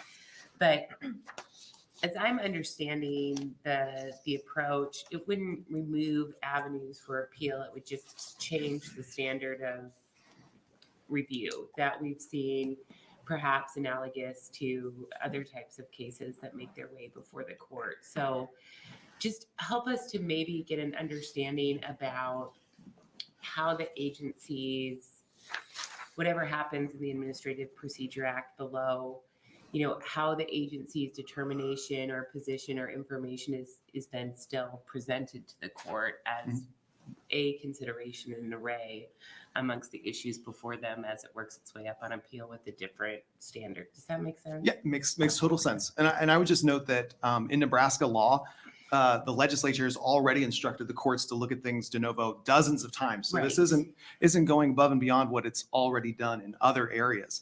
And so what would happen is that the administrative agency would make its determination. If either party appealed up to the district court, it would go to the district court, and it would be just like any other appeal. They would look at things de novo. That's not to say that the government always loses by any means, because they are the experts and they do litigate in this area a lot. And so the court should look at their expertise and consider that. But what it's saying is we're not just going to say, government, you win anymore.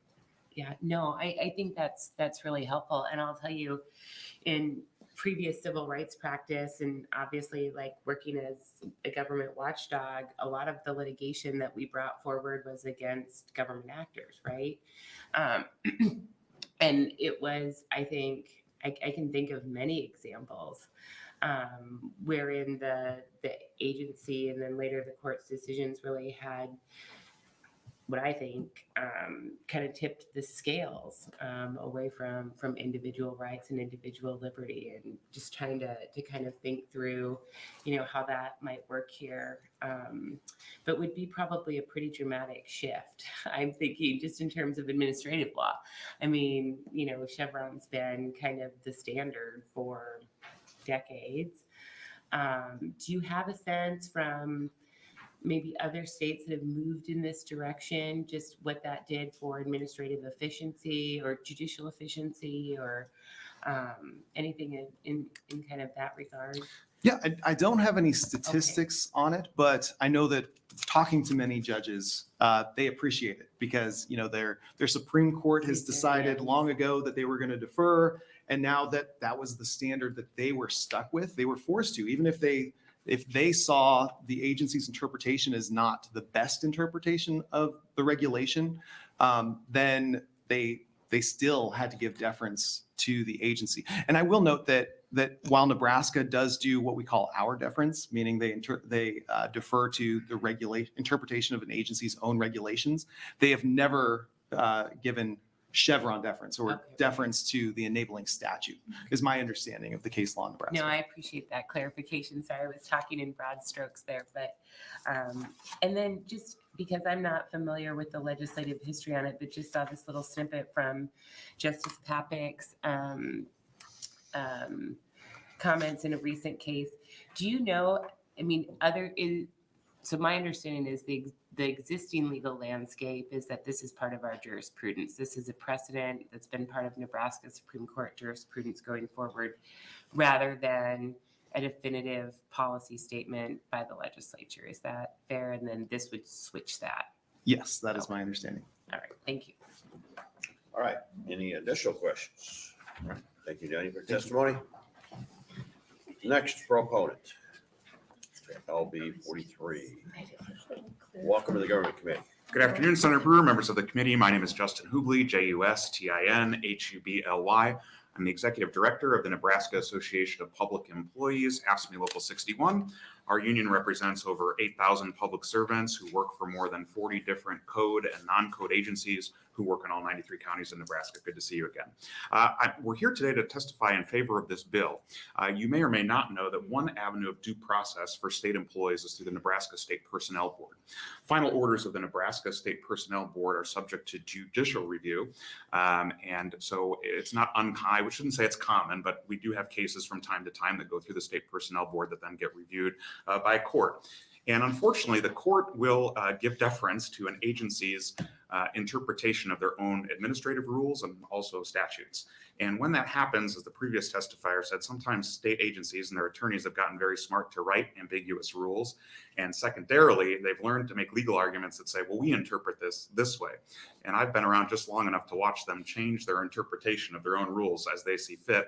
And unfortunately, when it goes either before the personnel board, a hearing officer, or eventually to the district court, we see judges sometimes give that deference. And we would just love to have the cases reviewed de novo on the record. And that's what Section 2 of this bill does and why we're in support. We actually don't take a position on Section 3. Individual liberty and all that statement sounds kind of super political and politically charged. We just want a simple, fair manner for folks to get their due process. And honestly, Section 2 is really great common sense legislation. We thank Senator Sanders for bringing that forward. We have 3 cases pending right now before the District Court of Lancaster County, the most I've ever had at one time. And I'm fearful in 2 of those cases, some public servants, and they're not disciplinary cases. It's about actually overtime pay and being on call at the Department of Transportation. The hearing officer ruled in the employee's favor. The State Personnel Board overturned the hearing officer. We're now asking the court to review that decision, and I'm very fearful the court, because of the legal precedents in Nebraska, will have to give deference to the Department of Transportation's reading of a rule that they didn't even write. So that's why we think this is a common sense piece of legislation. Be happy to answer any questions. All right. Questions? I keep going back. All right, thank you for your testimony. Thank you. Okay, next proponent to LB 43. All right, opponents to LB 43. Figured might see you did.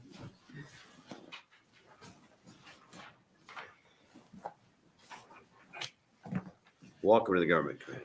Good afternoon, Chair Brewer, members of the Government Military Veterans Affairs Committee. My name is Tim Haruza, last name spelled H-R-U-Z-A, appearing today on behalf of the Nebraska State Bar Association in opposition to LB 43. And I want to preface all of my remarks to say that the Bar Association takes no position on the policy proposed here whatsoever.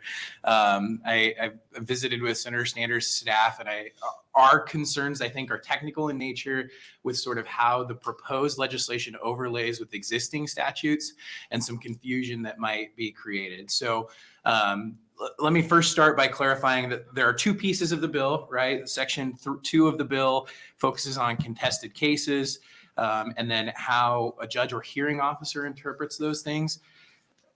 I am no expert in this area, right? I'm a lobbyist. I'm a lawyer, but I'm a lobbyist. I've never taken an appeal of a contested case, but my understanding from the folks who we've talked to, they're in our government practice section, lawyers in the civil procedure section as well of the Bar Association, raise concerns about some potential conflicts because as I understand the way it operates, Nebraska is not necessarily a Chevron deference state.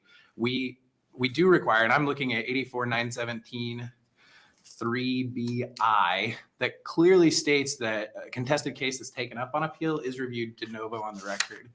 And I think that I'm not sure what this adds to it except for the hearing officer provision, which hearing officers in Nebraska too at the agency level are the ones that are creating the initial record in a lot of instances. So they're not really reviewing any sort of record or any sort of appeal, but a hearing officer is the person that creates the record that then goes up to the court to review. So there's some confusion in the way that language is worded. I think it can be worked out. I just think it takes more work than kind of what's proposed in this one provision. And it also matters too as to where these would get codified, right? So the APA is very lengthy. I mean, I brought the book because there's a ton and you see my Post-its, but there's potential conflict with different provisions. So there's also, obviously, this deals with contested cases, but there are declaratory judgments under the APA that have a specific constitutional analysis and those sort of things. I want to make sure, I guess, when we put this in there, that it doesn't conflict with those. Finally, and I know my time's running out, but I do just want to hit on Section 3.2. The maximizing individual liberty concern, again, taking no position on the policy provisions, but the concern about providing that sort of vague language in an area of law where, again, we think we're already reviewing it de novo. We do give deference to an agency's own interpretation of their rules and regulations that authority is often given to them by the legislature in statute to create. So absent them, there are concerns about how that may cause confusion in interpretation under the current regime of statutes that we have, and then the case precedent we have. No problem at all with changing that, obviously, but we do just want to make sure that we have a thoughtful approach to how we place this in the statutes and where it is to kind of iron those concerns out. With that, I'll take any questions that you might have. Thank you for your time. All right. Thank you, Tim. Senator Rabel. Thank you, Mr. Haruza, for explaining it so well. The question I've been asking a lot of people today, are you willing to work with Senator Sanders to help make this bill better and clear up some of the language that might cause greater confusion? Absolutely. I had a meeting with Senator Sanders' staff yesterday, kind of talked through some of those things. We've been exchanging emails. What I have not seen the amendment, so I apologize that I'm not, if there is one that's out there, but we've had discussions, absolutely willing to help however I can in terms of clarifying or making sure that we don't codify an inconsistency, I think, is the concern from the lawyers. All right. Any additional questions for Tim? Yes, Senator Conrad. Thank you, Senator Brewer. Thanks, Tim. It's good to see you. And I was wondering what the Bar Association's take on this might be. And I think you did a good job of laying out some really complex considerations in a really short period of time. And you don't have to answer off the top of your head if you don't know, but I would be interested if the Bar Associations or its practice sections who were reviewing this measure had a sense about how Section 3 might work, right? So when you're looking at like what it says or delineates as the customary tools of interpretation, I'm thinking our canons of construction, right? And kind of how those come into play in judicial analysis. And then that last part, and maybe I'd push back a little bit or correct the record for my friend, Mr. Hubley, who was here before. I see individual liberty as completely nonpartisan rather than political, and would hope that that would be the goal for all of us, actually. But I'm trying to understand, so in section 3, where it says you use your customary tools of statutory interpretation, but then it says the hearing officer resolves any remaining doubt in favor of individual liberty. So do you have a sense about how that works? I mean, it almost seems like a priority system of some sort. You use the traditional tools, and then if there's a tie, then the tie goes to individual liberty, but there's rarely, if ever, a tie when you use those canons of construction, right? Right. So thank you. I apologize. I kind of ran out because the first part really does deal with the APA and contested cases. The second one is much, in my opinion, a much broader application. I think we did have some pretty good discussion at the Legislation Committee on that second piece. The comment that I have, obviously, from lawyers is that it could potentially overly vague and that it throws sort of a wrench in the gears of what we would expect, right? So one of the testifiers before mentioned how you interpret contracts and how you interpret provisions there. The same goes with how we're doing a statute that, may be vague, or when you get to the point where you're looking at legislative history, right? If you get through those first few steps, lawyers typically know how all of that works because you got federal case, SCOTUS case law that goes back decades. And then we have state case law that layers over top of that. We've adopted in a lot of situations. I think the real concern from the attorneys was when you take these pretty well-known pieces of statutory interpretation or case precedent that has developed over the years, and you kind of throw in this new wrench of maximizing individual liberty for all remaining doubt, which I think most of our interpretation, like precedential interpretion, I don't know what I want to call them, like ideals or whatever, like how those formulas or those check boxes have developed over the years ultimately result in a resolution of the question, right? I'm not sure what would constitute remaining doubt from a court. And there's concern about the confusion that would give, or frankly, maybe too much control to a court where you don't really want that. You want to look at the legislative history and the court to be considering that only, not necessarily throwing in a new provision. So again, we have no problem, and the conversation was very clear. If the legislature wants to reconsider Nebraska's, and we haven't adopted Chevron deference, but if it really is a focus on that and kind of reworking that, it can be done. It's just doing it with these two sections with a couple of sentences probably doesn't take into account the whole picture and how it all worked together. Like I said, I've committed to Senator Sanders and her staff to work on this. Happy to do that throughout the session over the interim with stakeholders as well. I think Nebraska is a little bit more unique maybe than what some other states have in that instance. Okay. No, that's really helpful, and I'd appreciate more thinking in that regard as well, because what I'm worried about is that almost in its current form, you just never get to that. The traditional tools, the traditional canons of construction and statutory interpretation will find a dispositive answer for the court before you get to that higher consideration of individual liberty. That's what I'm a little bit worried about. Maybe I'm overthinking it. I know enough to be dangerous, right? Like I said, I'm a lawyer, but I'm not practicing right now. I don't know how, when you get to the legislative history of legislative intent, where you're going to have remaining doubt to inject that into, and then how that helps lawyers, litigants, and courts interpret statutes. Right. And perhaps it's aspirational. Maybe it's a strong reminder to all stakeholders that really should be kind of a North Star guidance. But just making sure that that's perhaps clear, I think, is a technical issue that we'll have to work through. But thank you. Thank you. Very interesting. All right. Additional questions for Tim? All right. Thank you for your testimony. All right. Opponents. Any additional opponents? Anybody here in the neutral?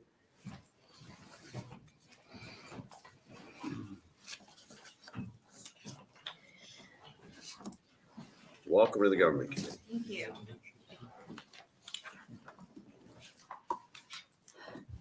Chairman Brewer, members of the committee, my name is Phoebe Giddison. That is PhoebeGydessen.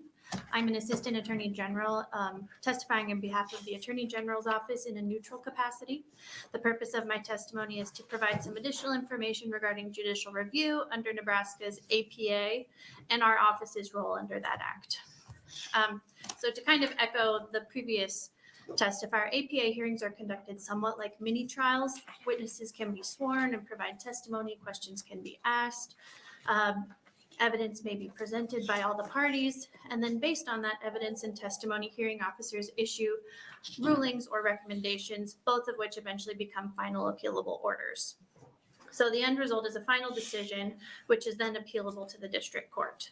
APA hearings are conducted by hearing officers and not judges, and it's only on appeal where a judge would eventually hear the matter, and it's also only on appeal where the standard of review would be de novo on the record.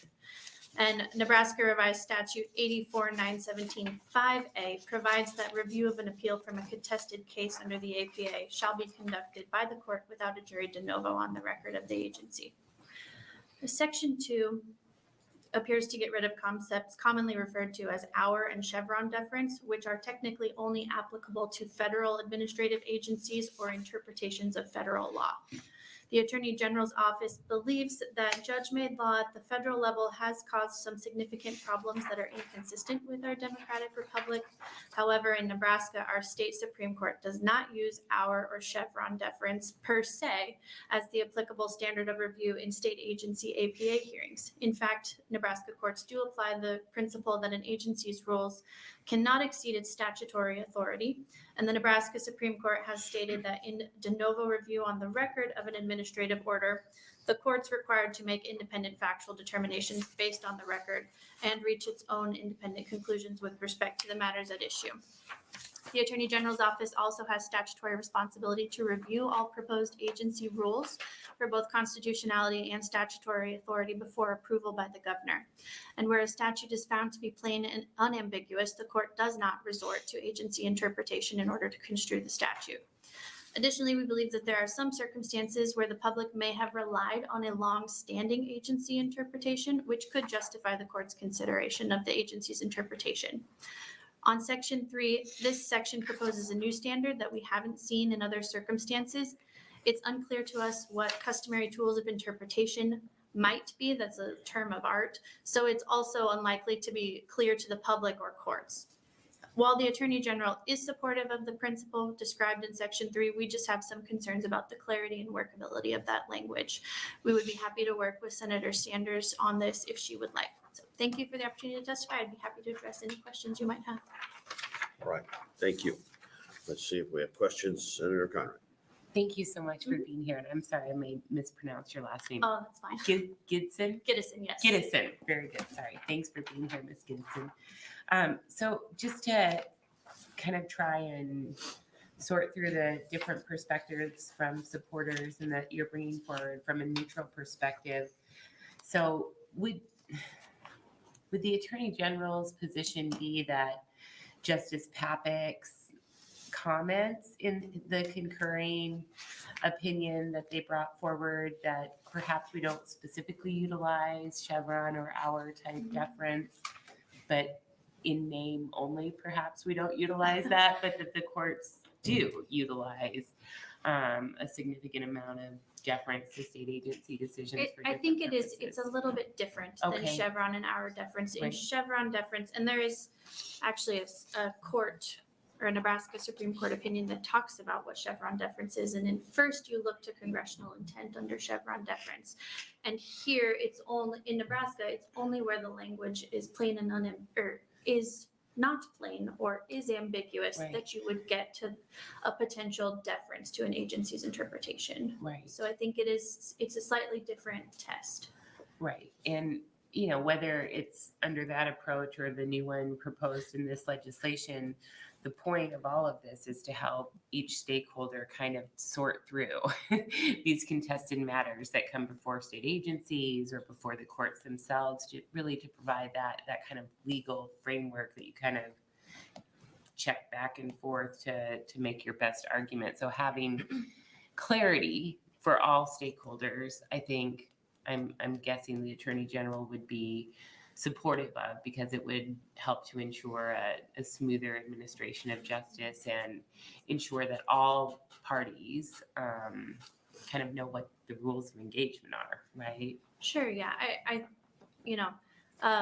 I think we would be supportive of clarity. We just don't know that there is necessarily, Okay. we're seeing a lot of unclarity is not the No, I word, know but what a you lack mean. of I know what you clarity. mean. Yes, lack of clarity. Yes, yes.